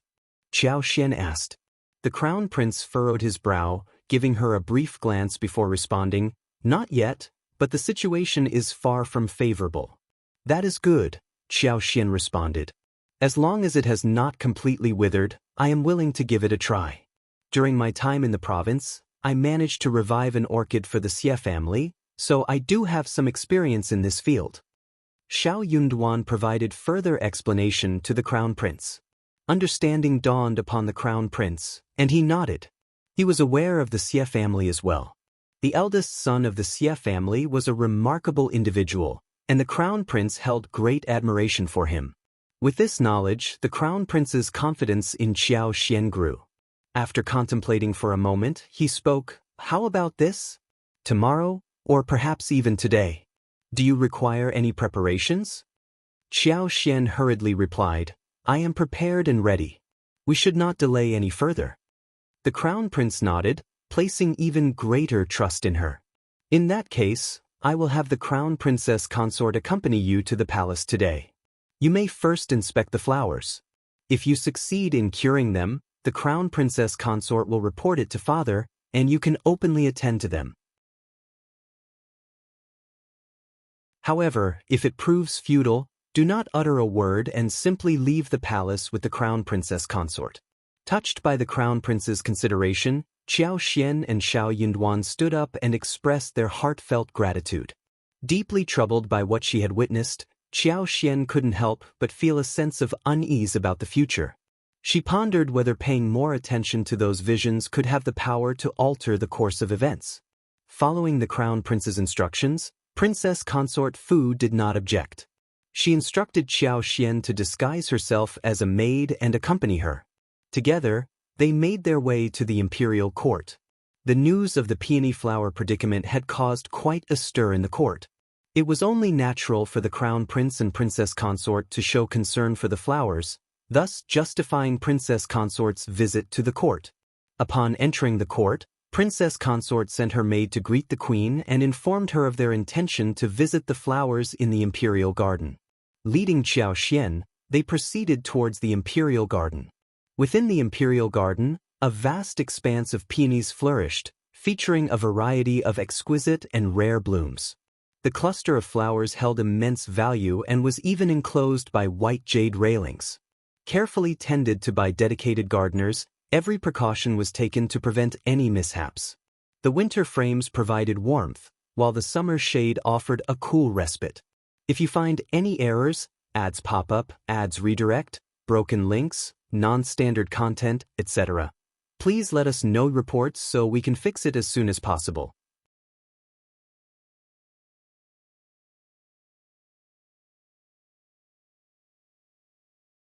Chapter 1007. She trusts Princess Consort. Unexpectedly, an unforeseen incident occurred, adding to the already tense situation. At this moment, not only was the entire peony garden off-limits, but the entire imperial garden was deemed a forbidden area. The emperor was seething with anger. Who would dare to venture into the imperial garden at such a time? Did they have a death wish? Only the queen, noble consort May, princess consort, and a select few noble family members dared to display their concern for the peonies in the imperial garden. No one else possessed the qualifications to show such concern. Accompanied by her attendants, Princess Consort arrived, and the two eunuchs who appeared visibly distressed immediately prostrated themselves, bowing deeply. Acknowledging their presence, Princess Consort turned to Dao seeking and inquired, "Where is Qin gone?" Respectfully, the young eunuch replied, "Princess Consort, Master was here just moments ago." He went back to retrieve something. The hearts of the two young eunuchs were heavy, yet they dared not reveal their sorrowful expressions in front of their master. They kept their heads slightly lowered. The gardeners responsible for tending to the flowers and trees in the imperial garden had exhausted every possible method, but the flowers continued to wither day by day. They were unsure how much longer they could persevere. Within the Qianqing Palace, a group of individuals arrived each day to apply pressure and conduct interrogations. However, it was a flower, a living entity incapable of speech. How could it convey discomfort? What could a flower do? If it couldn't be healed, then it couldn't. However, the stakes were high. If they couldn't find a solution, none of them would be able to escape the consequences. Princess Consort nodded and casually found a pretext to dismiss the others, then turned to Qiao Xian and asked, "Take a look and see if there's a remedy." Qiao Xian could sense that the peony flowers still clung to life. Although their condition was dire, there was still hope. Qiao Xian carefully inspected the roots, adopting a professional demeanor. In truth, she couldn't be certain if it was due to pests, soil issues, or some other factor. But as long as the plant itself was resilient and provided with sufficient soil, water, and sunlight, there should be no insurmountable problem. After pretending to examine for about 15 minutes, Qiao Xian rose to her feet and addressed Princess Consort with a confident smile. Princess Consort, I can indeed nurse these peony flowers back to health. However, time is of the essence. If we delay for another 4 days, even divine intervention may prove futile. Princess Consort's eyes lit up and she cautioned, Are you absolutely sure, Miss Qiao? Think carefully before answering. If you succeed in saving the flowers, even without my intervention, you will be greatly rewarded by the Emperor. However, if anything goes awry, not only will you be in trouble, but Editor Xiao and I will also face dire consequences. Qiao Xian's confidence shone through her smile. Thank you for your concern, Princess Consort.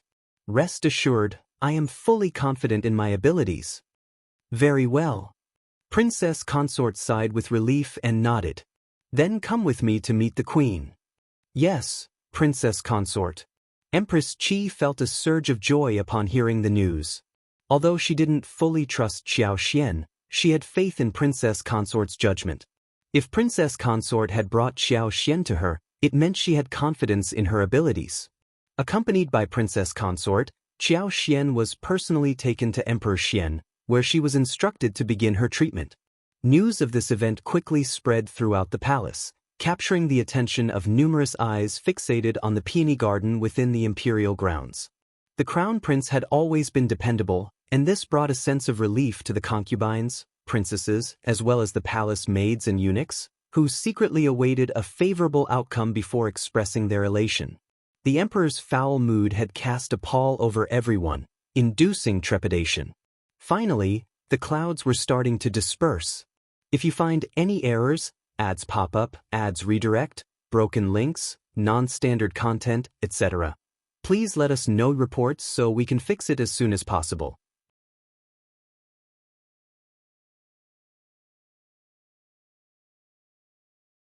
Chapter 1008, Treatment.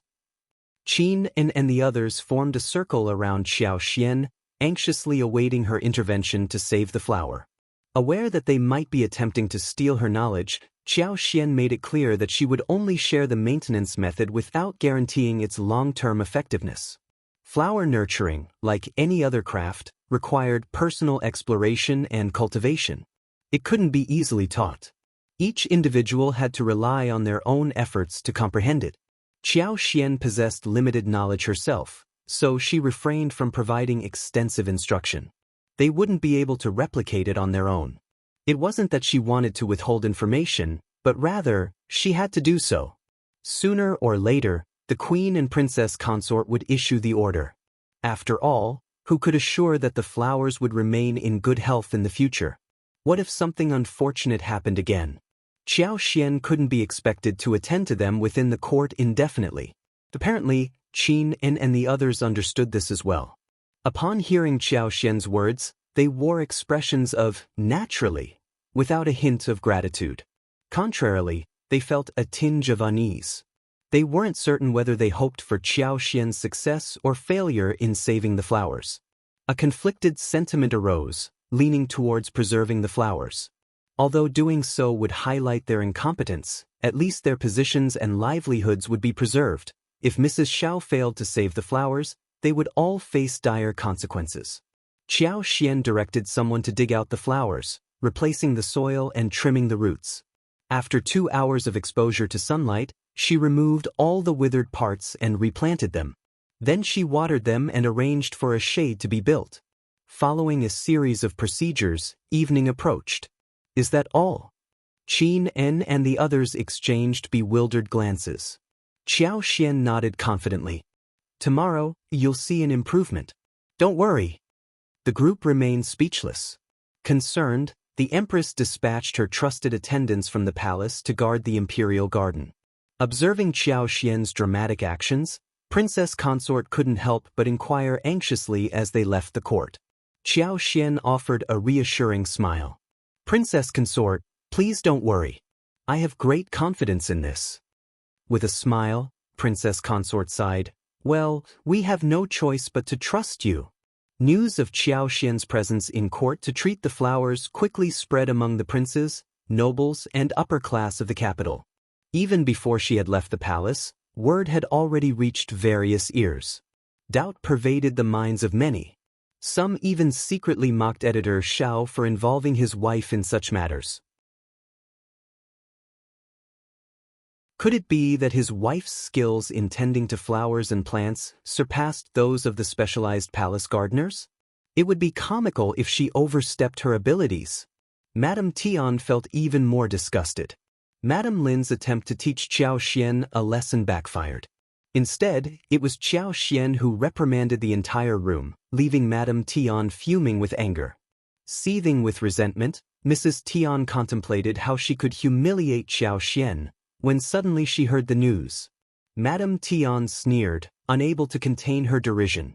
She ridiculed Officer Tian, saying, "This woman truly has no sense of her own status. She can't even rise above her station. Yet, she dares to engage in such menial tasks, going to the palace to snatch work from the eunuchs. How utterly laughable." Officer Tian glanced at her, remaining silent. "If you find any errors, ads pop up, ads redirect, broken links, non-standard content, etc., please let us know reports so we can fix it as soon as possible."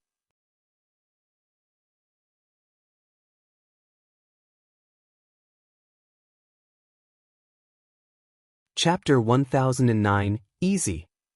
Aware of his wife's anger and complaints, Officer Tian couldn't help but caution her, "Don't speak such nonsense in public."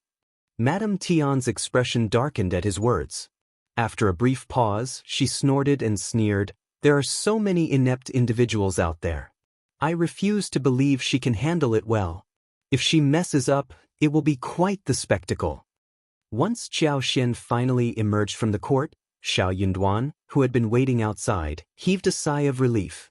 They exchanged glances, and Qiao Xian nodded with a smile, instantly relieving Xiao Yunduan's anxiety. "Is it a success?" he asked incredulously. Xiao Yunduan couldn't help but question the sheer magical turn of events. Many had been at a loss when faced with the same problem, and even the crown prince had treated it as a major issue. Yet, his wife had resolved it effortlessly without uttering a word. Too easy. He couldn't flaunt it so arrogantly, knowing how much others would struggle. Qiao Xian smiled. Different professions exist in different worlds. While others might not understand, you know me. Their eyes met, and Xiao Yunduan burst into laughter. Indeed, how could he not know? His wife had a green thumb.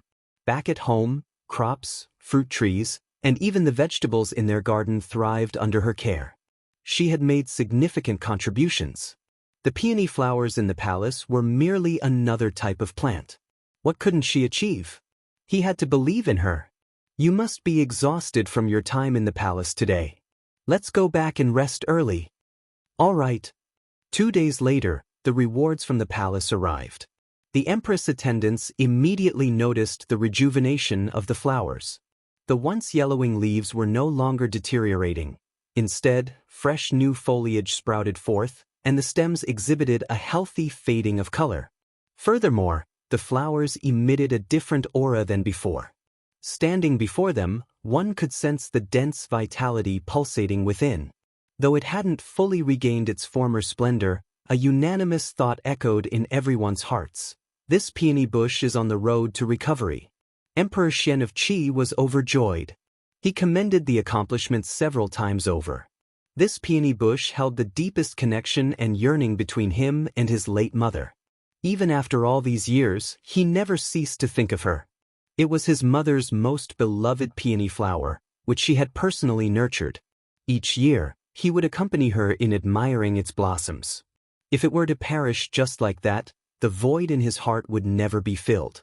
Officer Qiao is truly the exceptional individual I believed him to be. I did not misjudge him. I never anticipated his wife to possess such remarkable talent. I must bestow upon them generous rewards. Empress Qi's smile widened.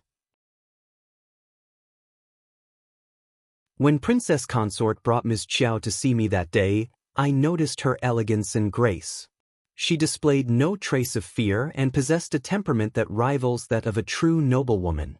Who could have imagined her remarkable capabilities?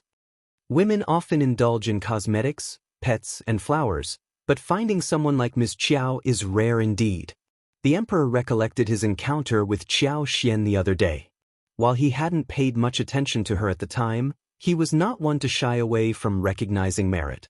With a nod and a smile, he remarked, "Editor Xiao, you have good taste." Empress Qi's smile grew even brighter. Ms. Qiao healed the flowers, bringing joy to the emperor's heart and mind. "I wish to reward her as well." Emperor Xian of Qi burst into laughter. "You should give the rewards as well. It is a reflection of your filial piety.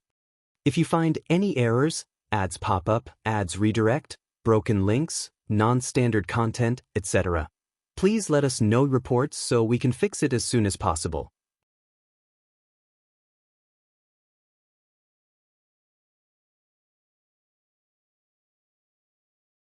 Chapter 10:10 Reward. The flower held immense sentimental value for the former Empress Dowager, and Emperor Xian of Qi's recognition was well placed. Empress Qi playfully teased him, bringing an even greater smile to the emperor's face. Soon, the rewards arrived at the Xiao family's residence. They received 20 bolts of exquisite brocade, 300 liang of gold, and a pair of rui scepters adorned with gold and jade.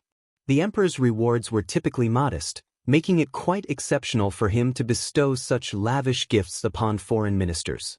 Xiao Yunduan and Qiao Xian expressed their gratitude with kowtows and accepted the gifts humbly. Shortly after, rewards from the empress, noble consort Mei, consorta, and concubine One also arrived. The empress presented them with a complete set of magnolia-patterned clothing embellished with pearls, along with 2 handcrafted palace fans. Noble consort Mei gifted them a pair of jade bracelets and pearl earrings. The other concubines contributed with various pieces of jewelry or playful trinkets. As the empress and the imperial consort had given their rewards, the other concubines naturally followed suit. Qiao Xian and Xiao Yunduan received a multitude of valuable rewards. With these precious pearls and vibrant embroideries, they were set for a lifetime. In any future banquets or gatherings, Qiao Xian would surely be the envy of all. Even the residences of many marquises and earls, who were already in decline, paled in comparison to the splendor and dignity they now possessed. Initially, the knowledge about the flowers was limited, but now the news had truly spread far and wide.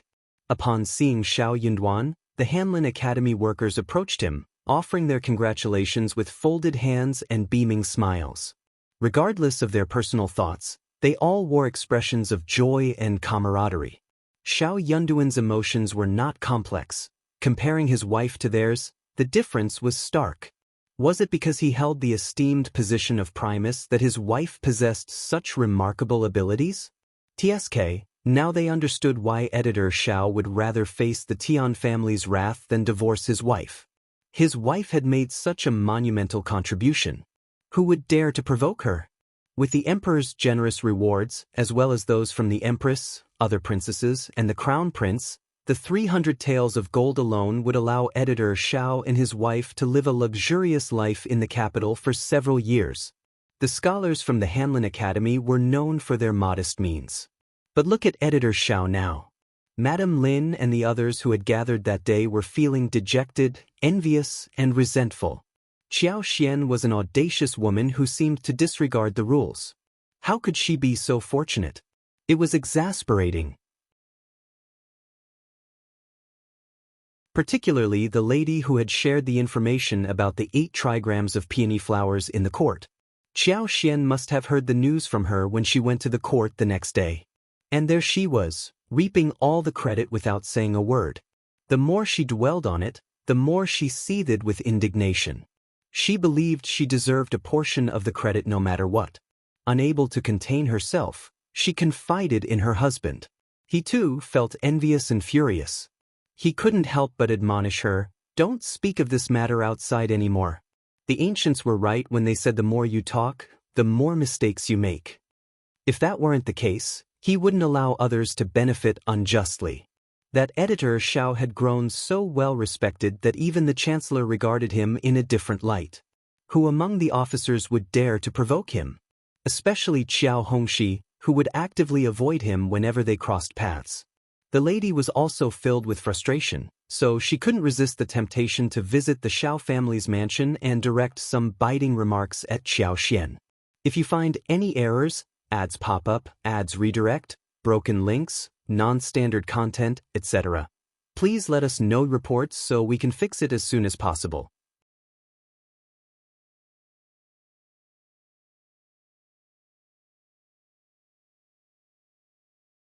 Chapter 10-11. Luck? She was insinuating that without her, Qiao Xian would have been unaware of this information and wouldn't have made any contribution. Qiao Xian found himself both irritated and entertained. He hadn't intentionally sought this information from her, nor had she purposely shared it with him. She was merely flaunting her knowledge and treating it as gossip. The reason he paid attention was that the person who uttered those words didn't mean them, but the person who overheard them did. Furthermore, she would have to rely on her own abilities to make significant contributions. Moreover, she would be taking a substantial risk. If he succeeded, she would receive recognition for her valuable assistance. However, if she failed, Xiao Yunduan's future would be destroyed, and she might even lose her life. She couldn't simply assume it was a stroke of luck. Ultimately, in this person's eyes, it was all because of her help that he succeeded. Of course, Qiao Xian didn't deny that he received the information from her. Since she had approached him, he could offer her some benefits. However, she shouldn't feel indebted to him. Qiao Xian smiled and remarked, "I was merely fortunate. In truth, I wasn't certain before entering the court. I simply want to inquire, if I had heard the news from my sister and informed her that I could cure the peony in the court, would you have been willing to accompany me to the East Palace?" The madam was rendered speechless in an instant. Although she wanted to say yes, she couldn't bring herself to do so under Qiao Xian's intense gaze. She was absolutely certain that if Qiao Xian had approached her with the same proposition, she would have rejected it without hesitation. What a ridiculous idea! Who would dare to take such a risk? It would be all well and good if she succeeded, but what if she failed? How could she be certain of Qiao Xian's abilities? What if there was no solution? Wouldn't he be implicated because of her? This was definitely insufficient. Qiao Xian smiled knowingly. The lattice face turned crimson, and she felt a tinge of embarrassment creeping in.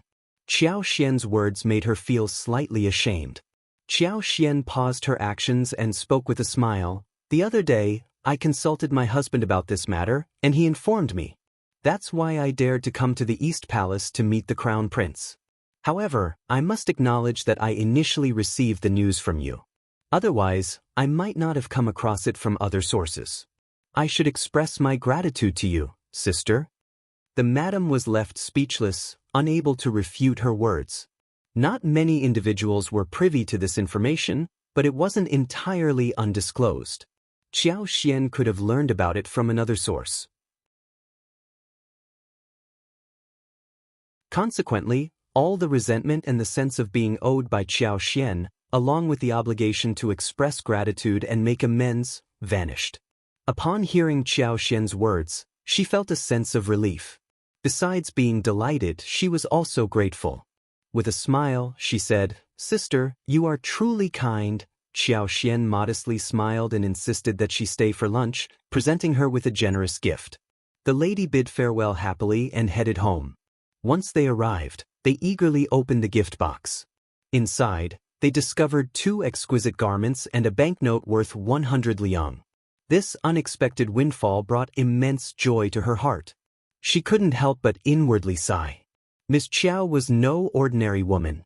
With just a few words, she had rendered her speechless and granted her enough respect to prevent any animosity.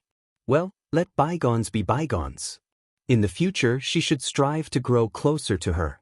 If you find any errors, ads pop up, ads redirect, broken links, non-standard content, etc., please let us know reports so we can fix it as soon as possible.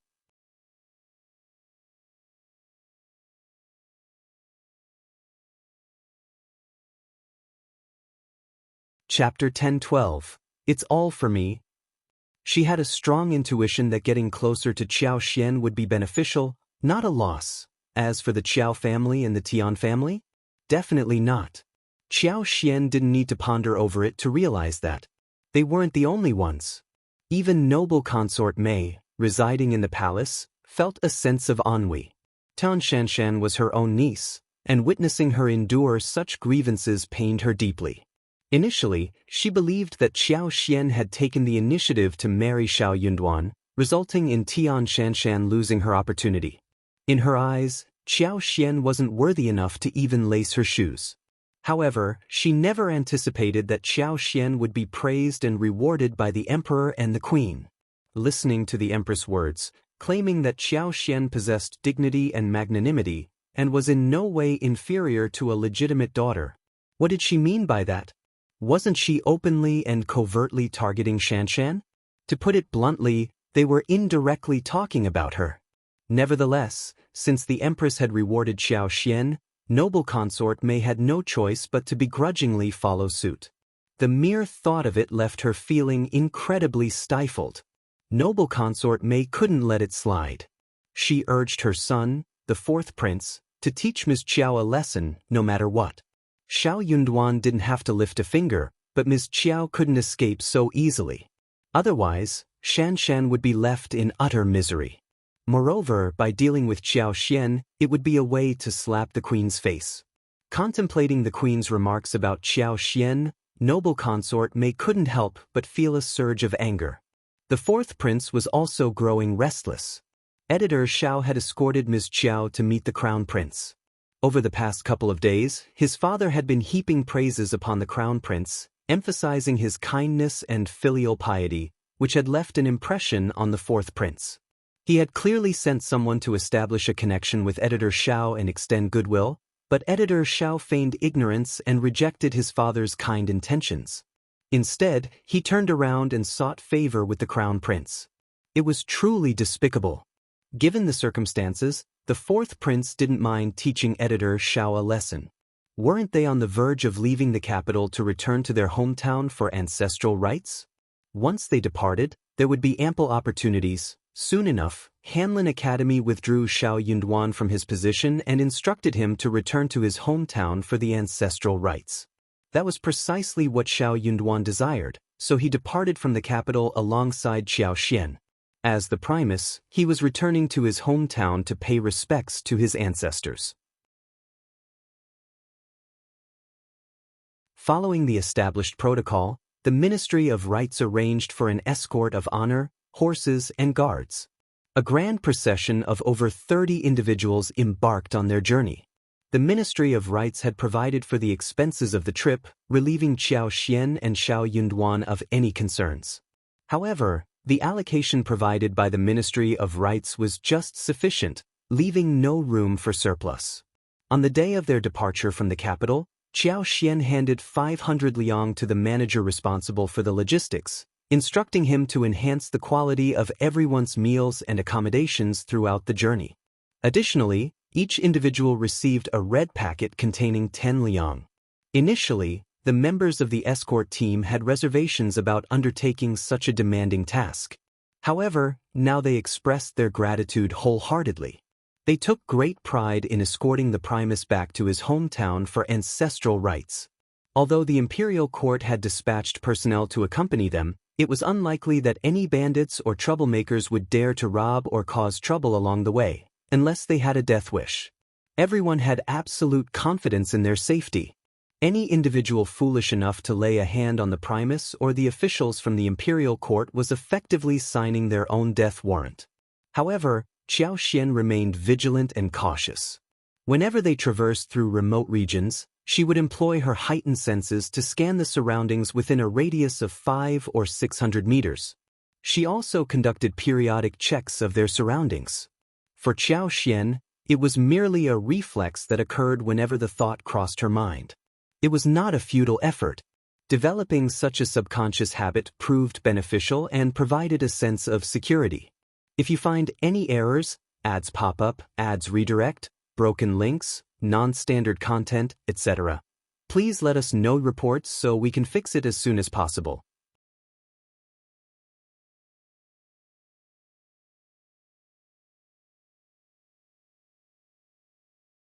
Chapter 1013.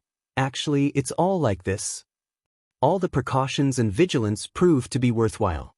To Qiao Xian's surprise, one day while passing through a narrow canyon after entering the Zheng state, she encountered individuals with malicious intent. Behind a mountain rock, dozens of individuals lay in wait, their faces concealed by masks. They donned worn-out combat attire, with some wearing tattered head coverings and others having disheveled hair and dirt-streaked foreheads. Their appearances were reminiscent of a group of mountain bandits. However, that was far from the truth. Qiao Xian overheard their conversations, and with each passing moment, her heart sank deeper and her anger intensified. They weren't genuine bandits. Instead, they were trusted guards dispatched by the fourth prince. Their purpose was to exact revenge for Tian Shanshan. At that moment, Qiao Xian recollected that the fourth prince was elder Miss Tian's cousin. It was only natural for a cousin to stand up for their kin. Yet, it was the Tian family who had initiated the conflict. And now, they sought to engage in further violence, bloodshed, and injustice. While not everything in this world could be reasoned with, this was an outrageous act. Listening to their jests and boasts, it became apparent that their intention was to rob and harm Xiao Yunduan, both in terms of his wealth and his well-being. They decided to lead Qiao Xian away, leaving tracks for them to follow. They would allow them to chase after her, buying enough time for Xiao Yunduan and the others to come to her rescue. But she couldn't make it too easy for them. They would pretend to put up a struggle for Qiao Xian, as if she were no match for her assailants. This would give her comrades the opportunity to save her. However, she couldn't emerge unscathed. Her clothes had to be torn, her hair disheveled, and one shoe missing for added authenticity. As the group continued their crude banter, their obscene remarks growing more repulsive, Qiao Xian's anger intensified. Despicable, vile, treacherous, and wicked. These people were truly despicable, and the fourth prince was no exception.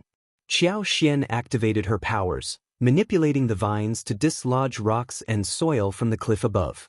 As the dozens of individuals reveled in their conversation, saliva flying, a sudden cascade of rocks startled them. They screamed in terror, scattering in all directions, their initial enthusiasm replaced by panic. Let's move away. It's dangerous, hurry up.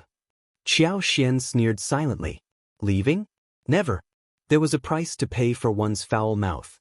Qiao Xian activated her superpower again, and the vines around them moved nimbly, tripping all of them and making them scream. Some ran too fast and fell heavily, some sprained their legs, some were hit by rocks that rolled down the cliff, or some fell on the thorny bushes. In short, there were screams and wails everywhere. It was not easy for this group of people to return to the nearby village and town safely, let alone stop somewhere and rob them. Only then did Qiao Xian withdraw her superpower. Her group passed through the canyon unscathed. But that was not the end of it. When she went to the capital again, she would definitely find an opportunity to get back at him. That fourth prince seemed so free, right? She was going to get him busy. They would spend the night in Lingzhou and travel before dawn the next day.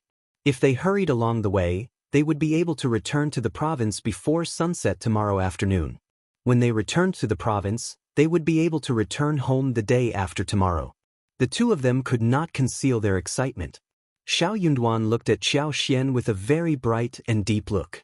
He had even offended the Tian family for her sake. She should be able to see clearly how he treated her and never feel any worries. If you find any errors, ads pop up, ads redirect, broken links, non-standard content, etc., please let us know reports so we can fix it as soon as possible. You're tuning in to the Wandering Hero YouTube channel. Don't forget to subscribe and join us on this journey to catch the most captivating stories.